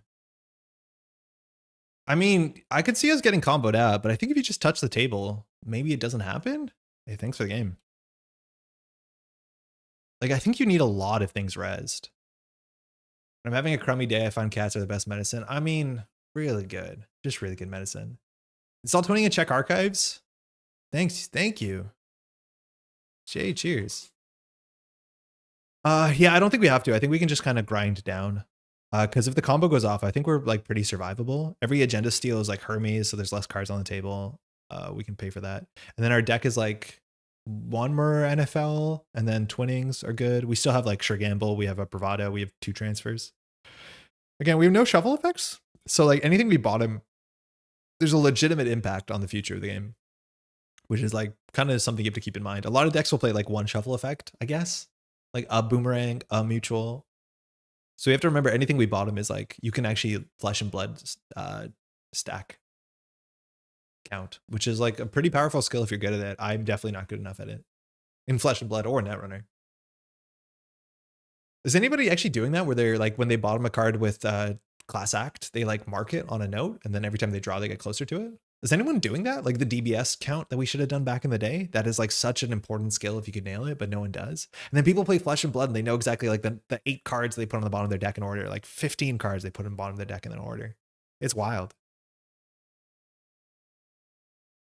Anytime I played flesh and blood and I had an ability that would allow me to shuffle my deck, I would just do it to deny myself the shame of admitting I don't know the bottom of my deck. I'm not, and I should. I mean, like you should. It's such an important thing in certain decks. I think the criminal decks of class act, if you shuffle, no. But if no, like at least knowing what you bottom, that's fine. That's easy to do. You just write the name down. But knowing the order and how close you are to it, I think that system is actually pretty tricky. I think you just write the list, and as soon as you see the first card, you assume the second. Yo, Pouch, good game. You're scaring the chat. People are worried about mutually assured destruction Thule at Worlds. What do you have to say about that? I don't know if you're traveling out to Worlds. I should have asked, I think. Our fab deck's smaller, 60 cards. There's 60 cards, and every turn you draw through functionally 4 cards. So you cycle through your deck in like 12 turns or something like that. That's not the math at all. Isn't Fab a bottomless deck game? So in Fab, when you pay for a card, you pitch resources, which are your other cards. And at the end of your turn, you take any of the cards you pitched and you get to put them on the bottom of your deck in your choice of order, which means if you have no shuffle effect, that the second cycle of the deck, you know every card perfectly because you put them all there. And then the third cycle of deck, it gets easier and easier and easier. It's a very, very skill intensive game for that reason. That's one of the reasons, but they do not allow note taking. So speaking of 60 card decks, I recently played Susie and felt the table groan as I put my deck down. Really? Oh man, I've only played it with Susie on my team once and it seemed like an absolute treat. I would, if I had the proper nice proxies with Susie, I would play Susie. How's your Arkham been? I feel like I haven't checked in a while. I still haven't finished Drowned City. I'm like, I'll be honest. This is the first time on Monday that I've played through an Arkham scenario and we've just decided that we've considered ourselves that we won. And we actually canceled the last couple turns, which I think is saying something about parts of the Drowned City. But it's okay. I kind of want to play other campaigns because I've been playing the Drowned City for months now, playing like one game a month. I was showing folks what not to worry about at Worlds. Good game. It's not bottomless because cards play for their effects are discarded, not bottom. Yeah, any card you play goes to your discard pile. So your deck does get smaller. You do run out of cards eventually. New Veng, cool. Hand seems okay. I could. Thanks, you too. So like, what would we want with our hand? We want a twinning. This deck might Netscape us. We have money. I don't expect a random transfer. I don't expect buy-bands to be that good. So outside of Sure Gamble, this hand's actually probably not that hot. I'm doing a write-up for the deck I'm piloting. It's a blast. Oh, heck yeah. We did that once because our lead investigator swapped the Doom counter and clue count somehow. Oh no, that's not good. We just were in a boss fight where it's like, okay, there's nothing going on. It doesn't attack us. It has 0 evade and it had 32 health. And it was just like, this is going to take us a couple turns and there's nothing happening. Yeah, I think we mull this hand. It's like good, but every card is good. Like this hand is probably better. But I want Classic, I want Mystic, I want Twinning. 8.0 hand. Did we go up or down, Chris? They new vanged? Ah, no easy transfer. I mean, I want a Chesvabaya, but I hate doing that because we go down a lot of credits. This one's like 7.5. Like, do you Chesvabaya Archives turn 1? Because I don't love it. I never love Baya-Ban's Archives. The draw is good from Baya. Yeah, we install Matryoshka for like free. So we spend, but the thing is like we go down to 1 credit. I can't see that being good for us. Play the getaway while we can. Yeah, maybe we getaway first. I'll make some tea. Yeah, enjoy. I just also don't like getawaying archives. It sees a card. I'm going to do it and I'm going to hate it. I'm going to hate every minute of this. Oh, they made tea. No. I run events. I really don't like this because there's so few ways we get out of this hole. Maybe we can draw, like we don't even want to install a Mystic because we want to use the Chesva credits. So like Matryoshka is a 3-cost installable we feel okay about. But yeah, I guess this is the bet we made. No, we got to sit in it.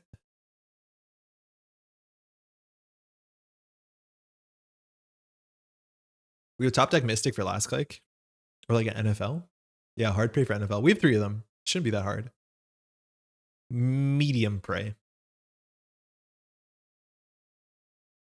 I think the other thing that I'm running into, Ren, is that we are playing the full card pool.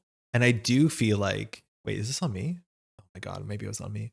That, oh, card base good. Is that I kind of want to limit the Arkham card pool. Because our decks, like, I don't feel like we're going to enjoy playing on harder where the test's just getting harder. Like, maybe that's fine. Credit. Man, I don't like what we've done here. But, oh, Plutus, we probably should have paid attention to that. We have 3 pinholes, we'll be okay. Score green mail? No Hermes. I'm off, have fun at Worlds. Thanks, Ren. Enjoy the rest of your evening or week. Bravado. If we send it straight into a Winchester, it's really bad. If we send it straight into a Bioac, it's not that bad. HQ could be a Winchester. It could be a hammer. It could be a Bioac. All of those are really bad face checks.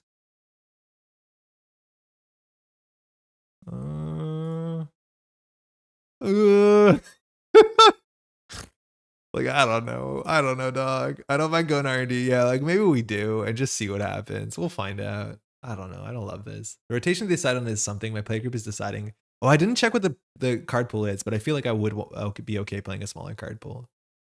Like, I feel like everything you're doing in a single click is just super busted. Face checks are never going to get better. They'll get better once we have a second Matryoshka. Once we get a second Matryoshka, they're better. Hammer's not bad here. Yeah, this is fine. This is just trash a Matryoshka in the run. Could be worse. Corp presents no threats. I know where this is going. Andre. Whoa, we lost coffee. Oh, I wasn't expecting that. I mean, that kind of makes sense. Andre face check BOAG. Shut up. You're not wrong. Like, yeah, that was worth 3 credits, wasn't it? Now I want to just like, as a rude thing, install the second Chezwa.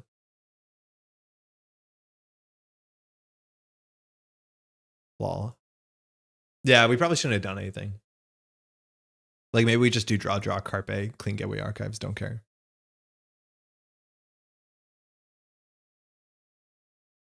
Yeah, they spent a point for that. The BOAC is res. Like, ideally, we reprise it. But, like, we need to find another Matryoshka. It's like about 13 draws until you have a 50% chance, hypergeometrically, to find your second doll. And with our second doll, we're golden. Ah.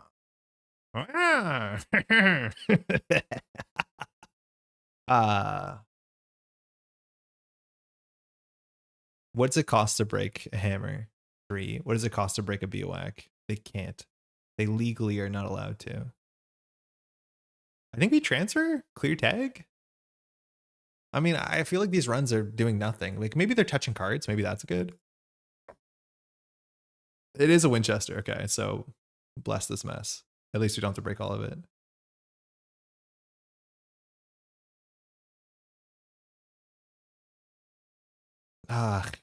You make this is not intuitive. So we have to break 2. So we break trash a program, or we break end the run. The deck only has 2 hardware. Plutus for 3. I don't care. I do not care about this. Yeah, removing a tag makes that run bad. Second Chezwa would have been really, really good. Because again, we break that for 2 credits every turn. Actually, no, that's fine. I'm going to let that BOAC hang out because it's really hard to res. I definitely want to find our... Well, maybe I don't want to find our Hermes because of Winchester. Nuveng? Trashed. They're on 9 credits this turn? What happened? Oh, they played armed. Okay. You're going to regret not trashing that Plutus, I bet. I mean, I'm excited to play with Plutus. Let's just say that. We have to play around measured. I'm assuming they're more fast advanced if they're on Plutus. So maybe they're on like above the laws. Second ice. Yeah, I guess we do nothing.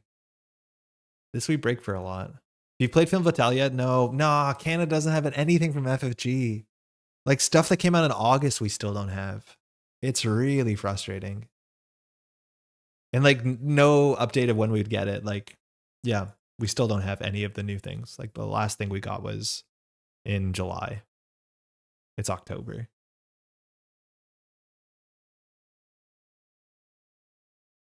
Like, do we have to keep every single card? Like maybe we just do this. I mean, we're technically building a threat. They have to build a remote server. They flood up, we don't.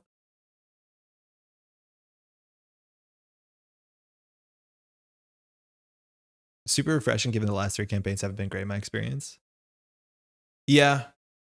I'm finding that also from what's it called? Marvel Champions has been the same way. Oh my god.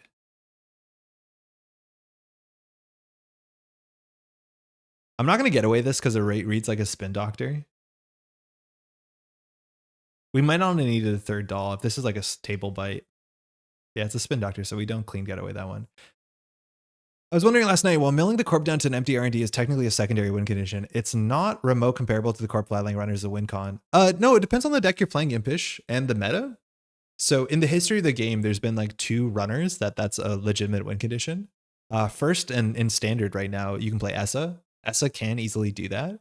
And then Noise that came out in the original FFG core set also could do that. So the fact that it was in the core set might make it seem like it's a bit more, you know, part of the game.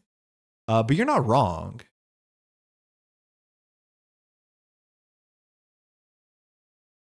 They drew a lot. I'm fine. Yeah, Data Leak Reversal was another card. Yeah, that's another big one, Max DLR. Yeah, check out this card called DLR that came out in the first couple years.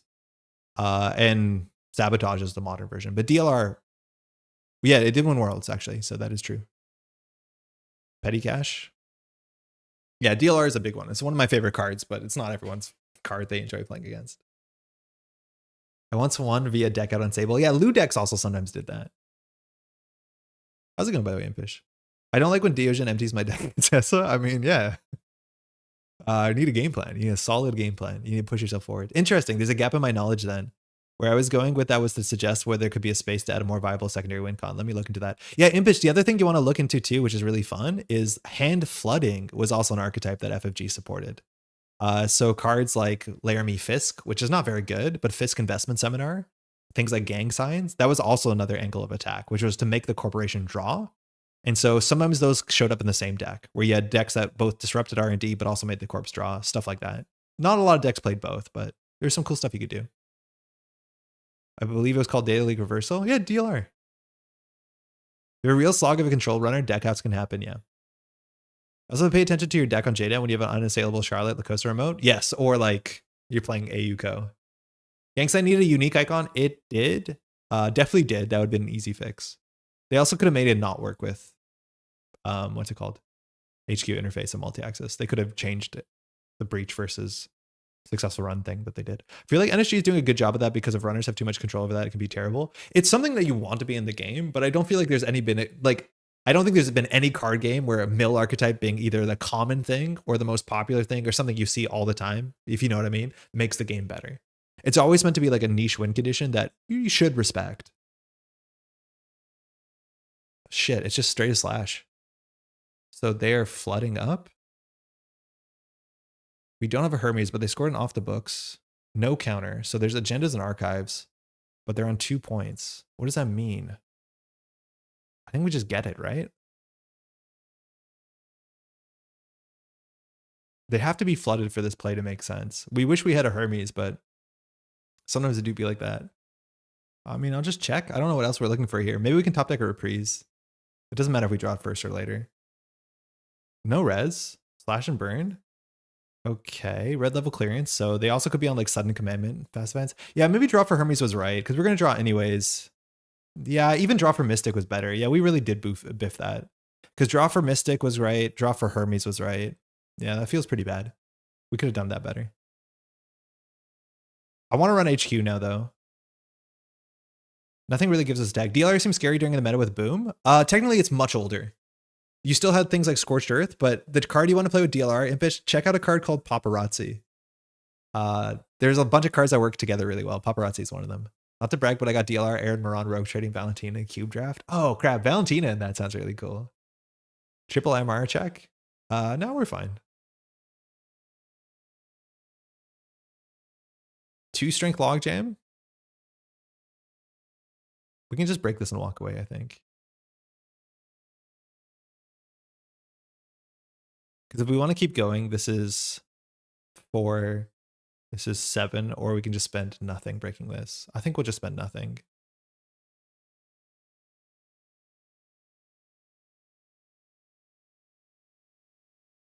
Hey Cody, some consideration of using Clean Gateway for the Archives run to save Bravado for runs with more than 1 ice. There could be some. If this hard ends the run, we lose, but there's no way it hard ends the run. I think that actually is very reasonable. We just Clean Getaway here. Yeah, I think you're totally right. Yeah, I really don't like that turn. Yeah. Yeah, 100%. It makes more sense because it's harder to play the Clean Getaway and Bravado only gets better.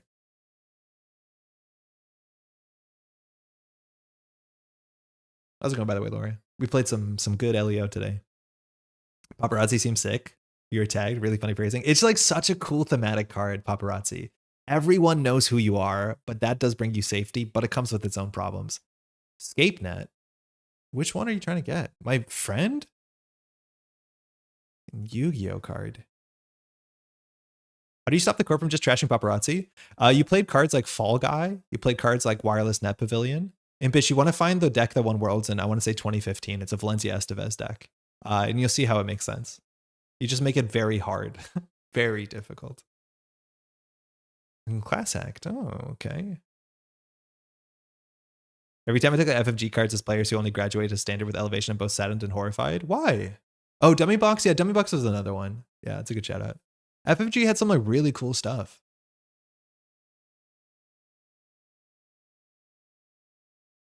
I'll check.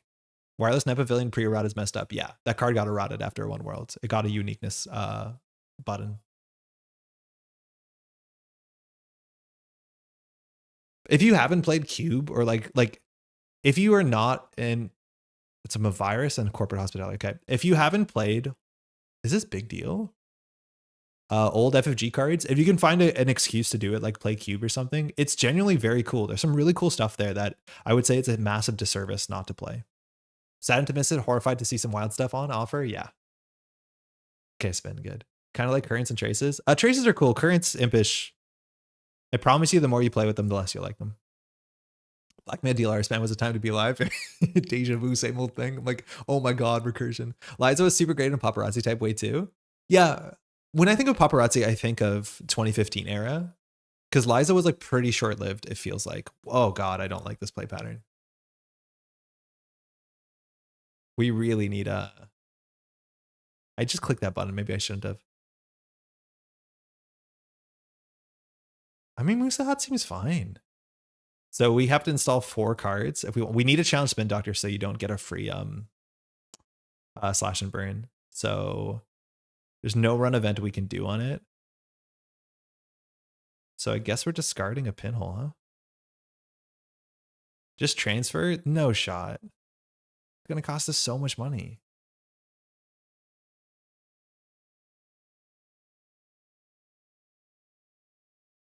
You could pinhole it, yeah. I don't love it. Like I might as well just throw out the pinhole at that point. Reprise seems fantastic. Yeah, this is our BOAC, our reprise target is the BOAC for sure.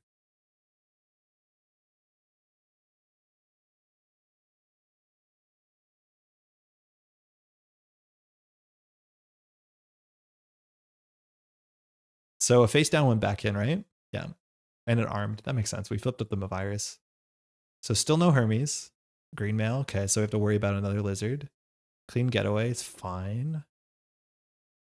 We really should go HQ here. We probably do. I think we bravado it. Maybe we draw once. Because again, it's expensive. A hammer is like kind of disgusting. So this is 4. This is 8. Draw for twinning. Yeah, we do need to set up a twinning. They did play one scape net. It's very expensive. Yeah, we have to find 20 before we make accesses. Okay, that's good. Now I'm a bit more incentivized to run singles, but like, yeah, we know the twinning is on the bottom. I want to say like, we've only bottom 2 cards, so bottom 18 somewhere. How much does it cost to break? 7. So we spend 5 plus Mystic plus Bravado. So we still spend some credits. I think we just do Carpe Diem credit.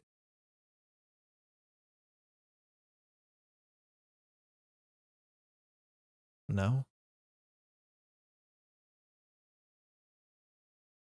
I don't like this at all. No. At least we're like well prepared for measured. I'm worried that they do another slash and burn and then they're on game point. If you transfer and they res, they have no money. Yeah, but it's kind of easy for them to bounce back. Maybe we should pressure them when they're 10 so they don't play Gov Sub, but they don't seem like a Gov Sub deck. I think I'd rather Bravado than transfer though. Because this Bravado is plus 6 credits. This transfer wealth is like a 6 credit swing, and then we clear the tag. I feel I'd much rather Bravado this. Because assumingly they'll res, I don't know, maybe a free BOAC. Could even pay through another scape net over my dead body. I hope that they trash. No, I actually don't. It's weird that this thing's not virtual. It's like the most virtual looking art.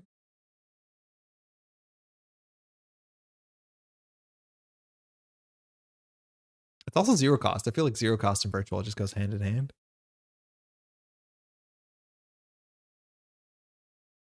feel like this is gonna be a boring ass game. Okay, RLC, we're doing something. We're cooking. We're cooking. We're sitting on like 30 credits. I don't know what the plan is until 20. Yeah, me neither. It's like hopefully draw 20 sooner than later. So they clicklessly gained 2 credits and they gained a click back halfway through the turn. So it was just a clickless 3 credits if they Nuvang. That's weird, right? Is their hand that bad? Okay, now they're making us play the game, which I appreciate that. I like to do a thing. This is the Plutus, right? I mean, okay. I honestly don't think we do it. Undo click, undo click, undo click, undo click, draw for twinning. Fuck. This does make the Winchester worse, and it makes Hammer worse. Maybe it wasn't the play. Bravado HQ, I think we'll check this first. Because if it's a Plutus, they can duck their hand. Sort of. Tree line, fine. Only 3 to break. Nice. Yeah, it's a Plutus, okay.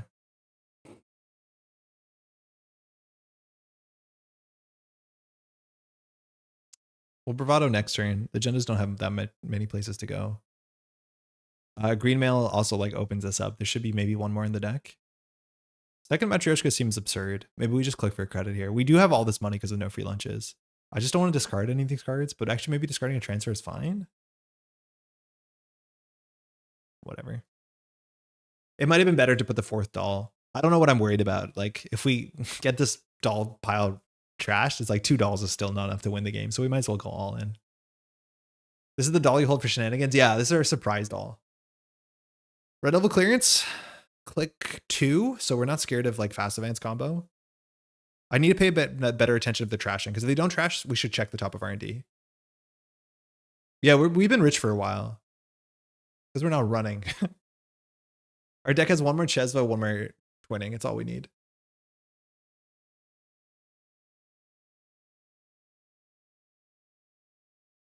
Our deck is mostly econ cards, right? Like run events. Oh, they're using Descent. No, they're going to fix their hand. So they know the top of the deck too, which this draws the card, right? So at least R&D is above the lock green mail. So they don't want to score this green mail, which makes sense. It doesn't really help them get to 7, but these got shuffled into the deck. So top deck twinning, run R&D C2, just lock the top. Gain a credit. They're not doing anything. Twinning, Chesva. That's good too though. Unless it's Chesva twinning. Okay, no.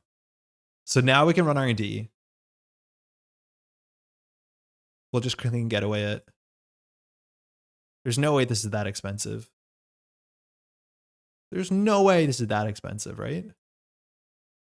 Oh God, it's expensive. No, it's free. Technically free. Hedge fund? I hate that. We'll maybe install this class act. Where's our twinnings? What is this game? Are we not playing jailbreaks and stuff? I don't know. Your comment about Marvel. I've been making my way through Crash Space and it's been making me miss collections cross country and storage. Oh, I'm sorry. Hopefully it's a way that you can like participate in it. It's been really fun. I haven't liked the campaign boxes and I don't think I'll like the next one, but it's been fun. Show me a hammer. It's about time we found a hammer, right? It's a Pharos. Oh, okay. This is expensive. Like, we can't keep this up. We need Central's pressure. We're bad at running remote. Plutus. Okay, we're still on 15. We can check archives for free. We can check archives for free. Definitely bizarre to see such good gameplay because last I played was Galaxy's Most Wanted. I just got absolutely crushed. That's a really hard box. That's easily the hardest box in a frustrating way. Everything else is easier than that.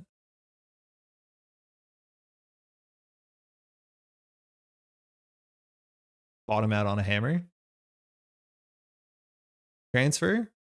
I don't think we really wanted. We don't have enough balls, right?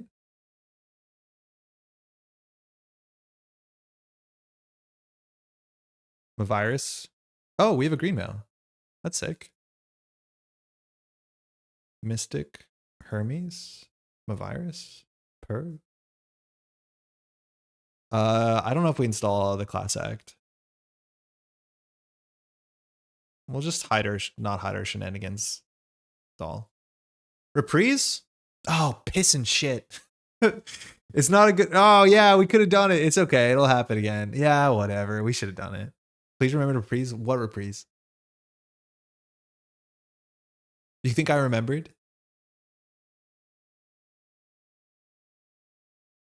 Carmen's not better at BOAC. Yeah. Andre, what? I was busy installing my 5th doll. I don't think there's much we're worried about here, right? Saving it for next game? I mean, we're going to steal another agenda. It's going to be really good. You're not wrong. Above the Law got shuffled back. What have you done with Wolf 2? I mean, I would have done it had I remembered. The issue is I didn't. I would have reprieved the Pharaohs, not the BOAC. So it wasn't even that good. I definitely would have reprised this. Okay, we probably should run HQ. This is sick. Wait, what do you mean, Chris? It's bio without using Mystic credits? Oh my god. Yeah, Chris, I like this line. We bio, we don't use Mystic. But no, we're going to use Chesva, though. Yeah, it's too expensive, because we also have to use we can't use Chesva then. Unless they don't res. If we do buy archives, they don't res. Then we get a free Chesva, but yeah, we waste money. Yeah, maybe on archives. I don't think we do. I think we just... Yeah. Run R&D, steal an agenda that we reprise server 6. We're pretty set up. Oh, sorry. We're pretty set up for measured.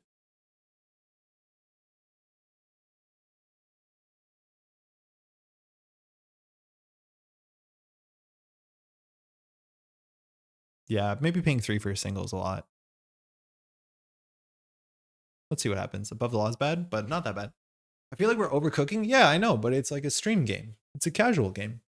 You don't want to undercook. It gets boring. You want to play your reprise, right? So Spiderling has a mask. I'm not sure what we're worried about the remote being. We have 2 more pinholes. If it's a Plutus, like fire Plutus once. It's a Plutus. That's fine. This doesn't do anything. I don't think. Like, they use too many RLCs. Oh, no, but never mind. They use it from the bin, so it's actually kind of good. Okay. We draw a pinhole here. Where's our twinnings? What is this? So they RLC, so they have 4 clicks. They can see the top of the deck. They can gain 2. So what are they going to score out? A blank off the books? Like, do we care? 9 credit remote? Yeah, not after the reprise. Like, we just pinhole this. Is there a way this is a mad kill? No, it's full fast advance. Eminent. Oh, that's scary. It's not points, though. It doesn't put them on measured. So what do they put? Another BOAC on RD? Okay, this is fine. Shame that we have 2 more Hermeses in the list. Did we bottom one?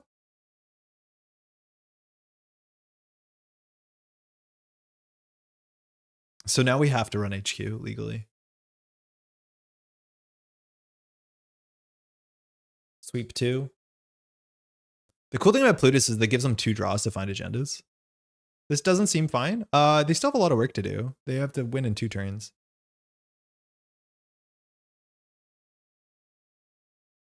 This transfer is not that good.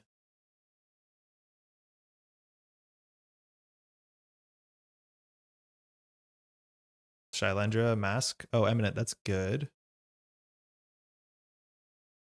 No Hermes. Okay, so hold on. We can either reprise R&D or we can reprise the Plutus. I don't think we reprise the Plutus. I think we just reprise R&D, okay? It'll put us down to 4 cards. I don't want to reprise the server. I think we reprise R&D and assume that they don't have a 3rd Eminent.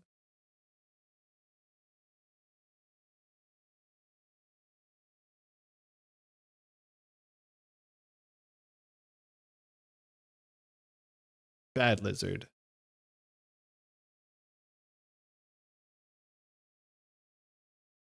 Okay, we can survive double measured. Yeah, we'll get the tag. I don't think they have tag punishment, but we didn't lock R&D, which is a bummer. I don't have the context for the Wolf 2 meme. Is there? Yeah, there's 2 wolves inside you. One of them plays value-based Hoshiko. The second one plays finality on turn 1. Wolf 2 is a very important wolf you have to connect with. Corporate hospitality? You can play this with Plutus? That's a transaction? Wait, that's hella cool. I haven't even considered that. This is their mandatory. I guess we did Hermes at least once. No, we Hermes twice. No, once. But we reprised the other one. ScapeNet? I mean, is that what they brought back? Yeah, they did. We have another one. We don't care. Cool. ScapeNet, so sick. Yeah, they brought ScapeNet back, which means they're not Plutusing, which means we can drop Pinhole or ScapeNet. They have 14 cards left. They've gone through 6, 7, 8, 9, 11 agendas. They have to be on 22. So can't be good for them.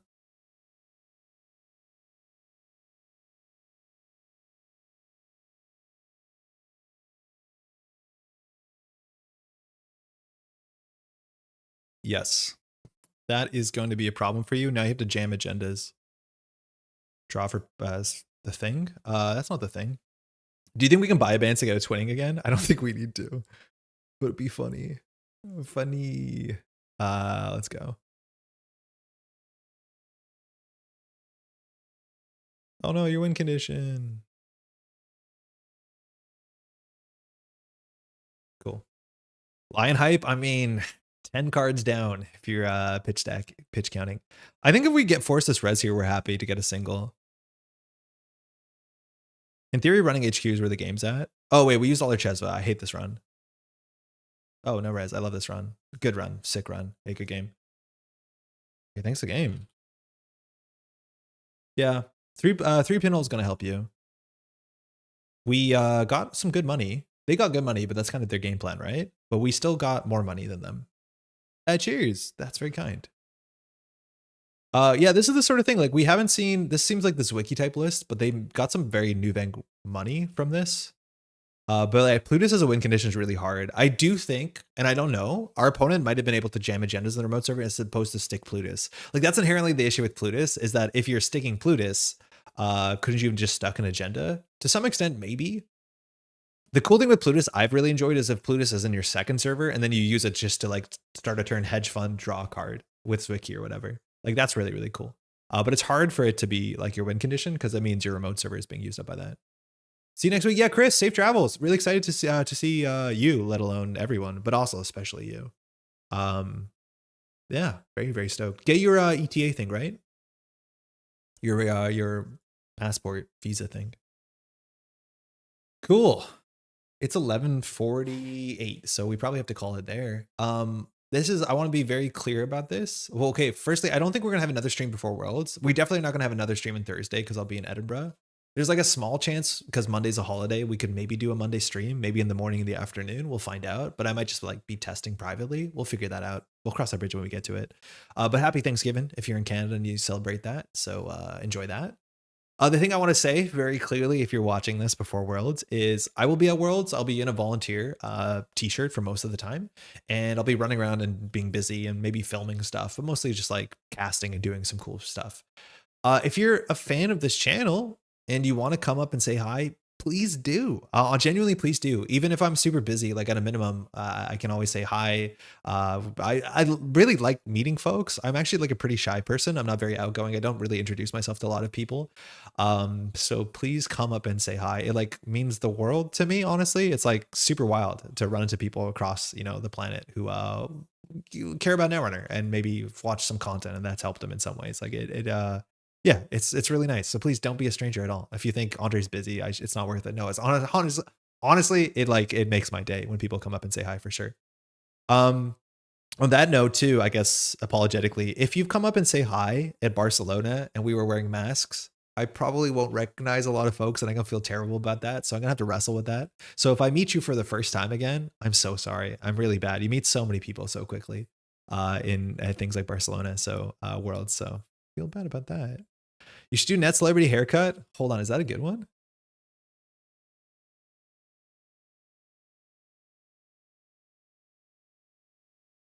Kind of. I feel like it's super anime in a way that my hair won't hold. God, I'm so excited to see your hair, Alex. Wish I could make it. It was a really tough slot for this one. Hope you have a tremendous time. Thank you, SRN. Hopefully next time it makes more sense. 15 seconds of fame. Smoke probably has good hair, right? It's fine.